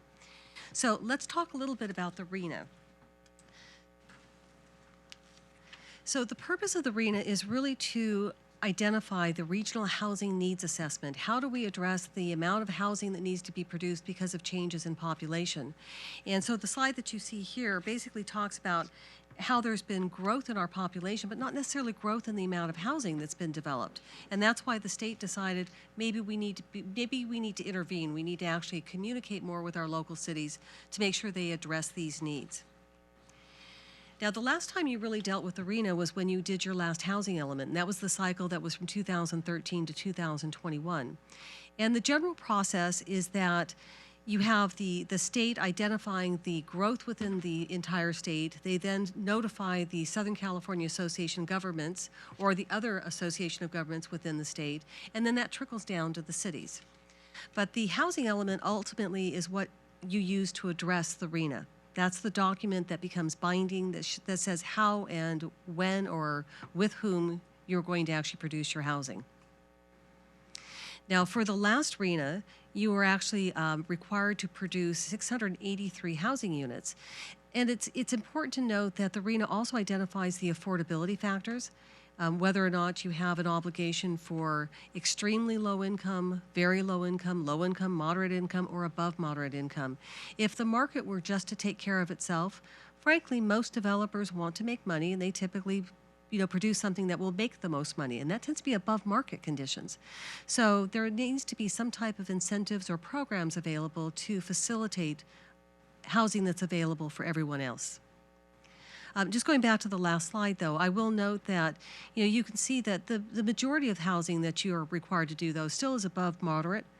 So the state tries to be judicious in setting the standards for the various income categories. In terms of what you actually produced, you actually had some fairly good housing production over the last couple of years. Where you were lagging is primarily in your extremely low and your very low income. But again, that's not unusual because you don't control the finances of how you're able to support development. This illustrates the residential units that were permitted per 1,000 residents. And you can see the comparison between the Los Angeles County versus Hawthorne. And Hawthorne had a spike there for a couple of years where you were actually producing a lot, but then it's virtually come down to virtually nothing.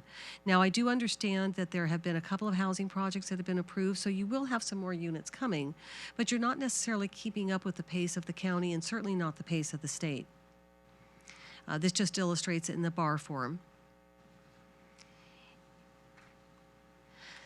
But let's talk a little bit about the objectives of RHNA. And this is important because it really is meant to serve a legitimate purpose. It's meant to increase the housing supply and the types of housing that are available, and the affordability. It's meant to promote infill development. One of the concerns that the state had is that we were having what they called greenfield development. Everybody was moving out towards Palmdale and Hemet and these places that were very inexpensive, but they weren't necessarily providing the housing where the jobs are located. So trying to create better balance. Also allocating a lower proportion of housing need in income categories where jurisdictions that have had a disproportionately high share. So one of the arguments that was made in the early process with RHNA is that some communities were already considered to be lower income, yet they were getting obligations for additional lower income housing. And it's like, we're just trying to fight to catch up with everybody else. So the RHNA numbers have tried to balance. So it's not disproportionate in terms of the numbers that are provided to each jurisdiction. And one of the new objectives that have been established is affirmatively furthering fair housing. So there's much more proactive statements now in RHNA about trying to make sure there's fair housing. This is the comparison between where we are in terms of the fifth cycle and where we will be going in the next cycle, which will be an 8-year period, which will be from 2021 to 2029. There are already very active steps heading towards this process. The RHNA process has started for the 6th cycle, and that's what we're starting to hear about, and that's why we have some concerns that we want to share with you. The Southern California Association of Governments has been working with HCD over the last couple of years, trying to make sure that there's kind of fair rules in how the RHNA numbers are prepared. They thought they had a pretty good understanding, but some things have changed, and you'll see there's a little conflict happening. But ultimately, everything needs to be resolved because the final RHNA allocation needs to be done by October of next year, so 1 year from now, and then 2 years from now, you are required to have an updated housing element that incorporates all of those new numbers. There's a little bit of difference between the 5th cycle and the 6th cycle. Primarily, it's that determination of affirmatively dealing with the furthering of fair housing. And there's also a little bit of changes in terms of how they calculate the numbers and the appeal process. But those details I don't think are really that important to you. I think what's really more important to you is what ultimately happens with the RHNA numbers. These are the questions that are asked as they're going through the RHNA. They are looking at a broad range of information data sources in terms of population, employment, the income, where the jobs are, whether there's overcrowding in any particular communities.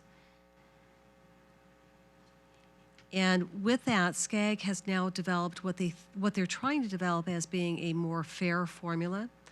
There was criticism in the 5th cycle that some cities felt that other cities were getting better treatment than they were, and so there was a lot of finger pointing. And it did kind of seem that way when you looked at the numbers, because you'd have one jurisdiction that was required to have 1,000 units and the neighbor right next door was required to have 20. It's like, how did that happen? So SCAG has been much more formulaic in trying to deal with this. So without getting into huge detail, there's 3 options that SCAG is currently considering. And the basic difference with these options is how they consider the growth in population, but really how they try to focus the growth in housing. Option number 3 tends to be a little bit lower number in terms of housing production for a lot of communities that are already built out. But the reason for that is because it's suggesting that all the new housing is going out much further. And if you think about it from a jobs housing perspective and you think about it from an environmental perspective, that's probably not from a planning perspective the best option. You generally want to keep people where you already have your resources, whether it's your freeways, your transportation, your buses, your jobs, whatever it might be. But they still considered option number 3 because it's a legitimate methodology, it's a legitimate formula. But it does raise concerns when you actually see the numbers. In the 4th cycle, which was even further back, we were dealing with significant growth in the entire state. And for our area, we knew that there was a lot of new production of housing. But in the 5th cycle, we actually had a recession. In 2008, everything kind of crashed. So we weren't really obligated to provide that much housing. Now, as we're coming into the 6th cycle, the state is saying we're healthy again, and there's a lot of people coming here. So the numbers became much larger. When SCAG was first developing the RENA, they expected it was going to be about 675,000 units that had to be produced. But the state surprised us. When they came in with their actual recommendation or requirement for the RENA in August, they were over 1.3 million. And that was a game changer because cities, they try to be very careful in the way that they plan for their future. You try to plan for where you put your schools and your parks and your houses and your commercial. And now all of a sudden you have this big requirement saying you have to double, triple, quadruple the amount of housing that you've generally been producing. Where do you put it? How do you do that? Right? Yes. It says SCAG estimate of 675, and it's HCD determination. Yes. Is it that we determine? No, it's a tiered approach. So it's the state would be at the top. They're the final decision maker. The Southern California Association of Governments is kind of the intermediate decision maker. So when they're getting the number from the state, it's coming to SCAG, and then SCAG is distributing it to all of the different cities. That's why SCAG has developed these 3 options, because they're trying to figure out, if I have 500 or a million or whatever the number is, how do I fairly distribute so everybody has their fair share? Okay. Right? And then the state has an appeal process. So if they feel that SCAG has not done it correctly, the state can still come in and appeal. And there are certain appeal rights for cities to appeal as well. But ultimately, the dust has to settle and the numbers become final. And then every city has to prepare their housing element. Right?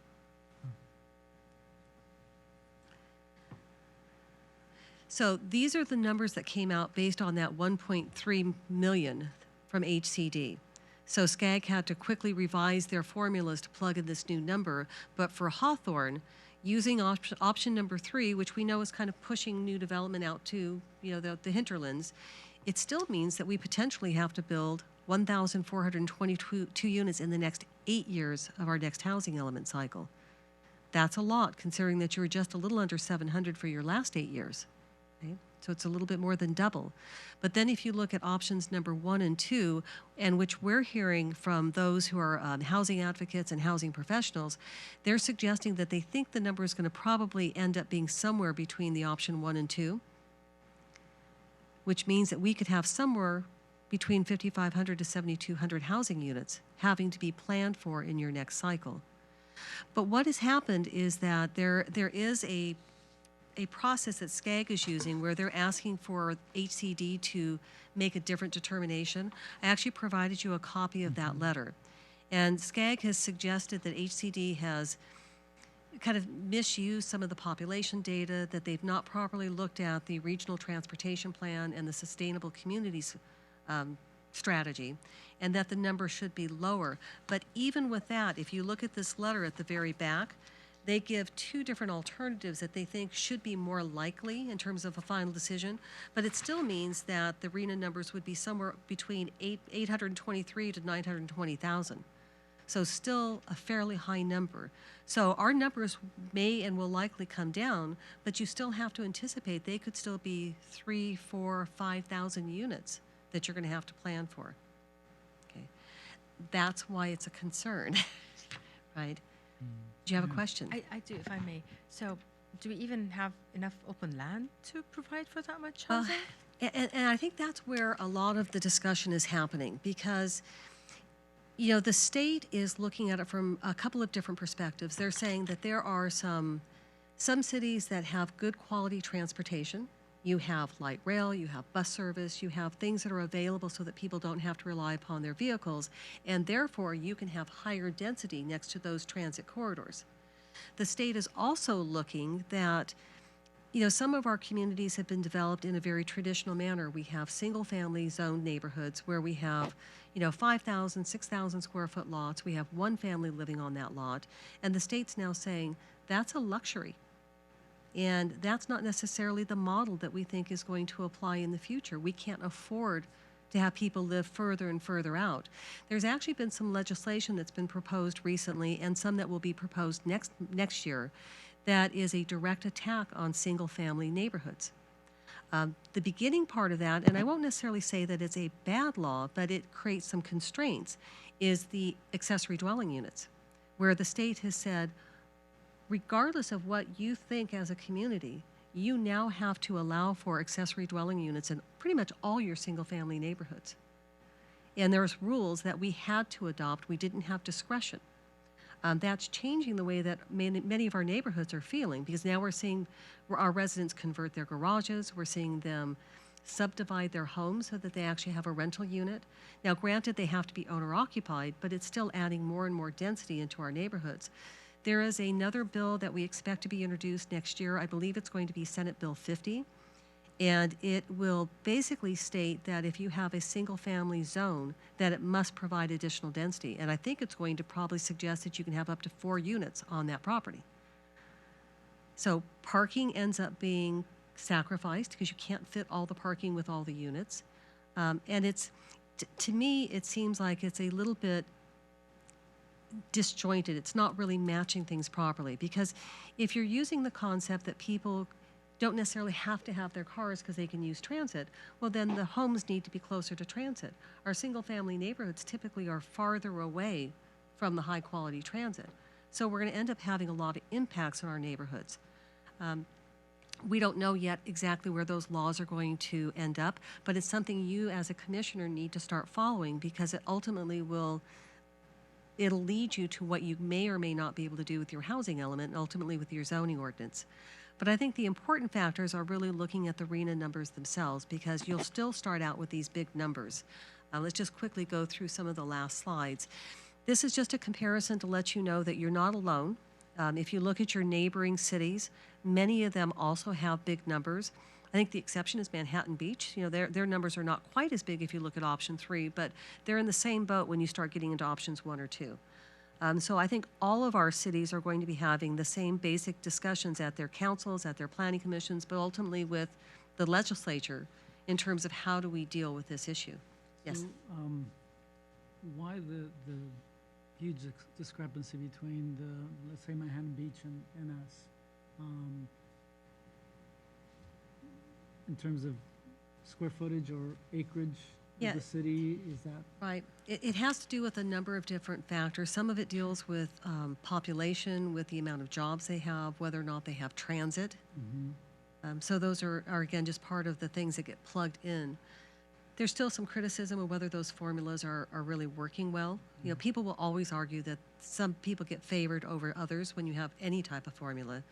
But I think generally, if you look at the numbers, you can see that in most cases, with the exception of Manhattan Beach, most of us are seeing real huge spikes in what we need to do. Now, what that will mean in terms of zoning, when you ultimately have to update your housing element and you're mandated by the state to have a certified housing element.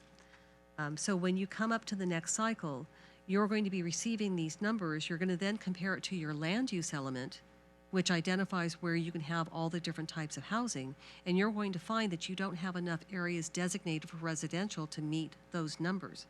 So you'll need to start looking at, well, can we do maybe this commercial corridor? Is there another property that can have a higher density zoning? And then you start tabulating to make sure that you have all of that. But not only are you looking at the sheer numbers, but you're also trying to look at affordability. You know, do we have programs and policies in place that will incentivize or at least not create a constraint for the development of affordable housing? And one of the things that concerns me as well is that I've heard if you have ultimately identified enough property, and in this case for Hawthorne, it's most likely that your commercial corridors will have to accept greater density because you're probably not going to change a lot of your existing single-family neighborhoods, right? And a lot of your multiple family are probably pretty much at the densities that you can sustain.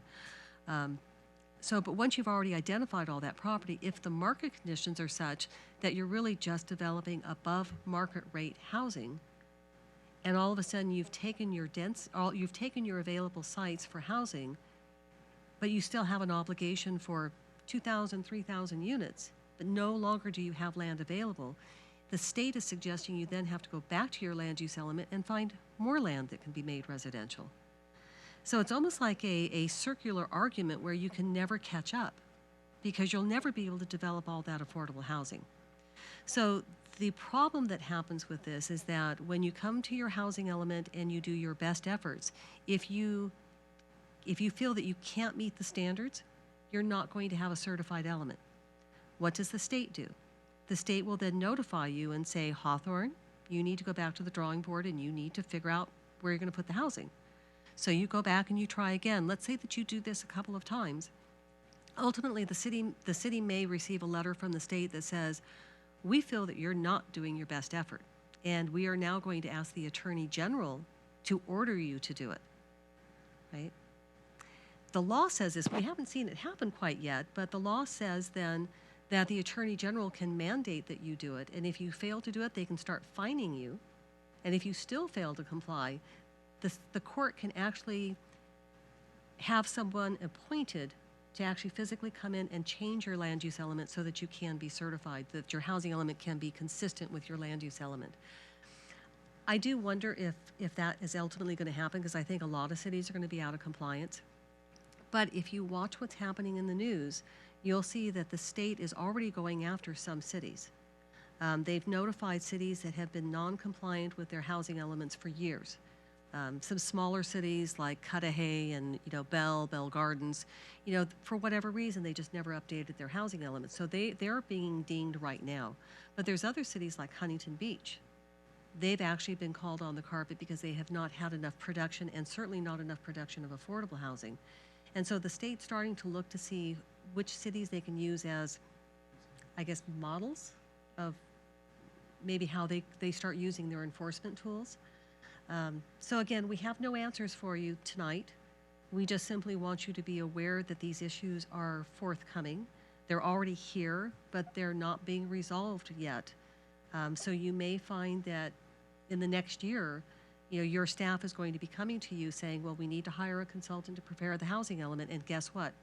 Be prepared, because we're going to have to see significant changes in the way that we provide for development.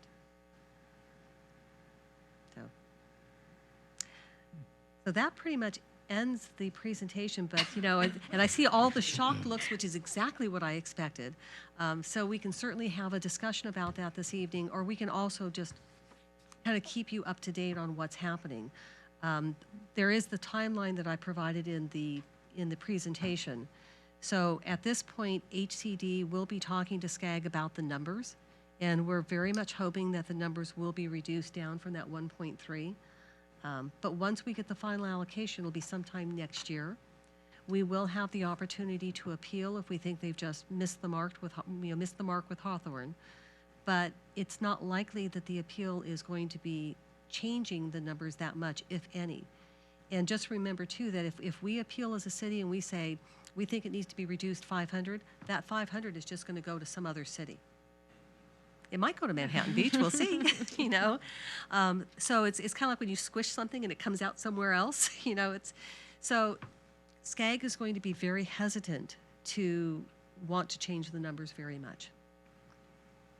It seems that if you don't want development, you know, like some cities more than others don't, there's incentives for you then to not accommodate public transportation, you know, as one of the factors that goes into Right. to increasing your numbers, right? Yeah, and it doesn't seem like that's taken into account. Maybe Huntington Beach. Yeah, that's probably what they were doing. Right. They're being made an example. Right. Yeah, and that's a good point, because I think what the state's doing is they're trying to do the carrot and the stick approach. So the carrot typically is money that's available for different programs. So they have grants that are available, they have monies for transportation, they have, you know, monies that could be used for a variety of different public improvements. And often you're not eligible to even apply for that money unless you have a certified housing element, right?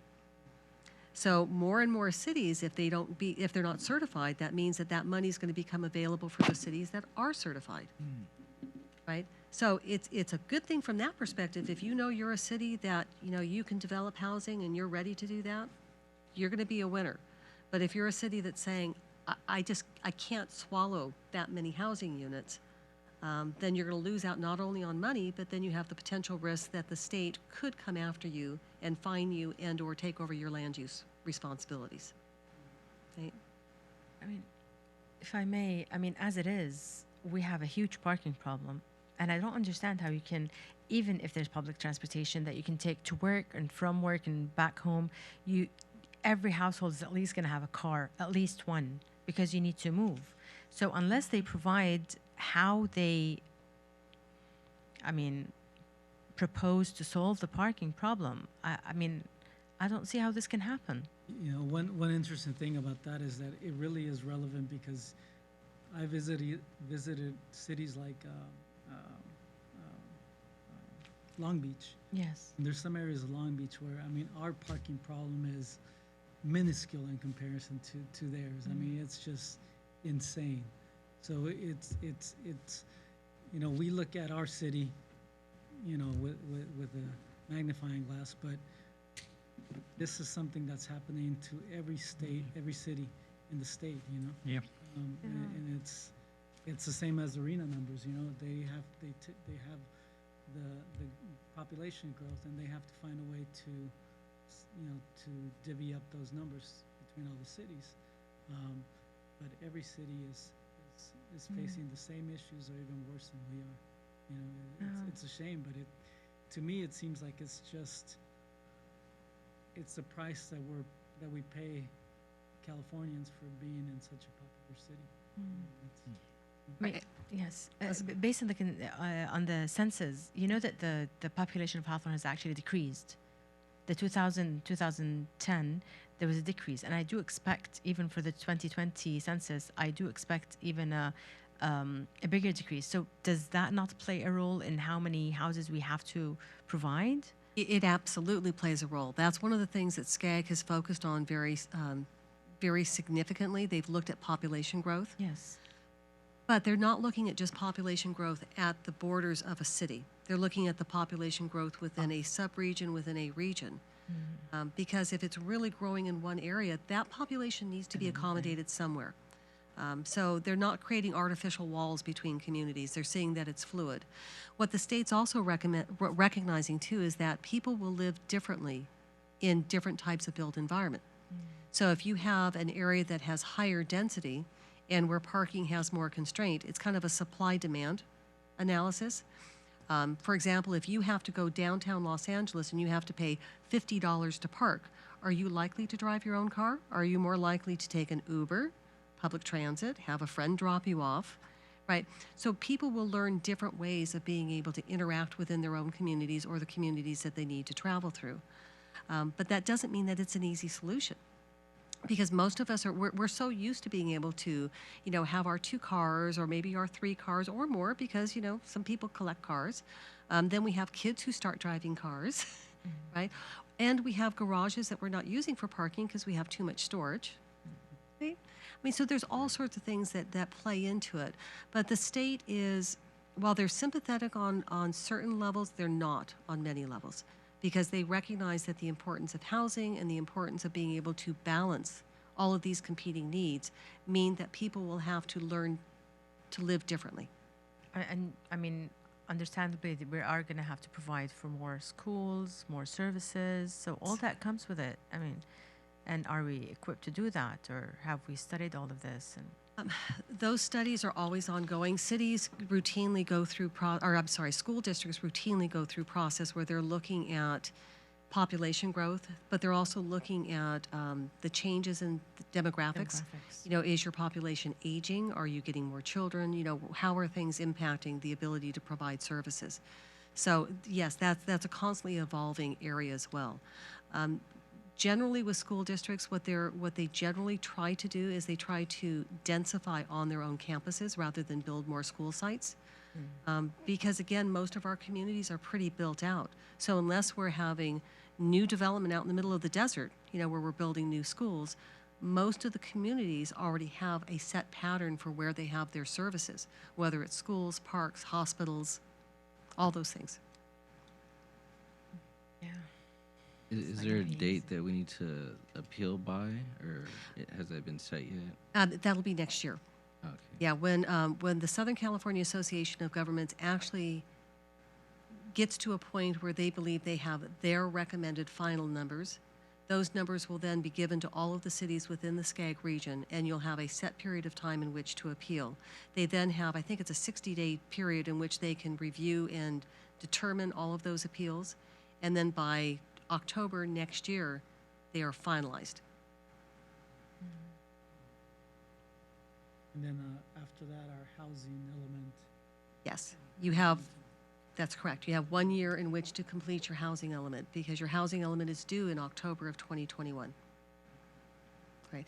So really, you know, you're lucky from the perspective that you do have some space to be able to work with, right? But it's a matter of being able to be thoughtful about where to place that density in ways that you maintain the essential character of your neighborhoods.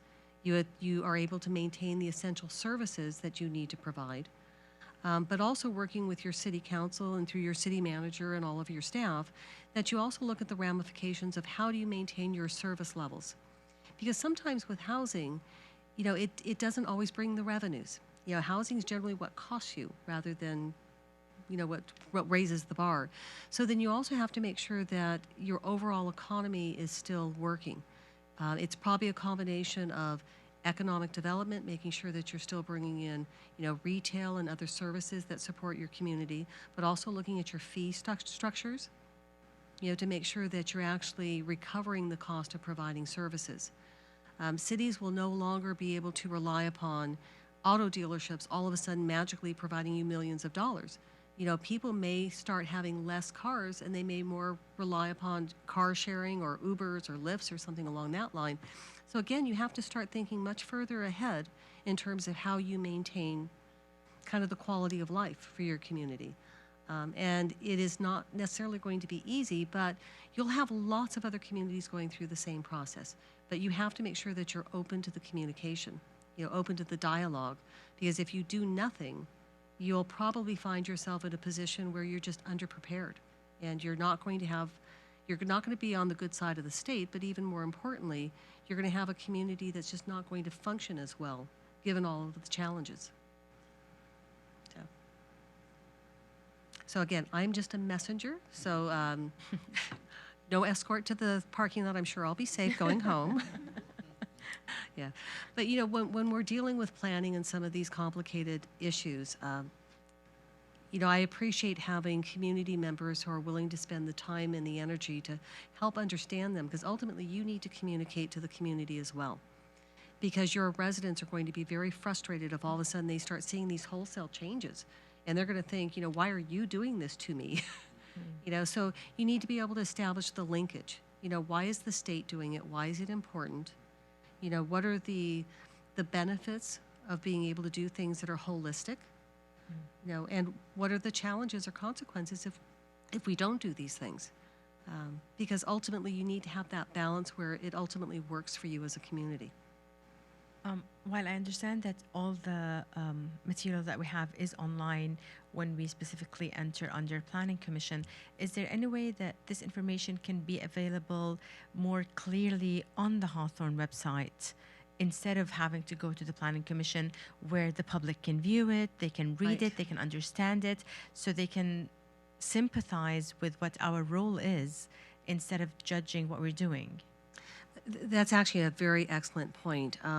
Some communities have realized that you really do need to utilize your website a little bit more effectively in order to communicate. And right now, nobody's going to know that today you had this workshop, so they'll never find it, right? So that's something That's we'll, exactly what I'm saying. we'll talk to the city manager about that because that's a much more comprehensive approach.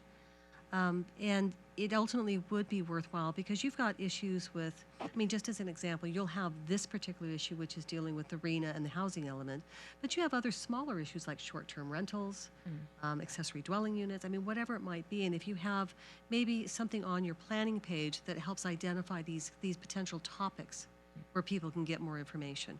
I think that's something we could probably just do from the planning perspective because most people will know to go to planning to at least find some of this. Yeah. So we'll see what we can do, but that's, and if you know of other topics that are really, hot in the community, let us know. Right, but thank you for your attention and let me know if you have any further questions. Okay, Don't be too depressed. Thank you very much. Very, very good presentation. All the presentations tonight were really, really good. So, okay, we'll move on to commissioner reports. Any of the commissioners have any reports you want to give? Just a comment, since you mentioned short-term rentals, I know I've been hearing news about a lot of cities not allowing short-term rentals or having new ordinance on that. Is this something that we can, I'm not sure if we have ordinances for that already or if we allow it, and if it's too lengthy and you can't go too much into it, if we could agendize it and. But we can report out just quickly. Short-term rentals have come to the council's attention as well as staff, and we recognize that your current ordinance does not permit them because your definition of a dwelling does not allow for transient occupancy. And so we're currently working on an ordinance. In fact, we're hoping to have this maybe as a workshop at your next meeting. Okay. So yes, we'll agendize it for you. Okay. Any- So, thank you. Anyone else? Okay. If we have, there's anything further, then the meeting will be adjourned at 8:25.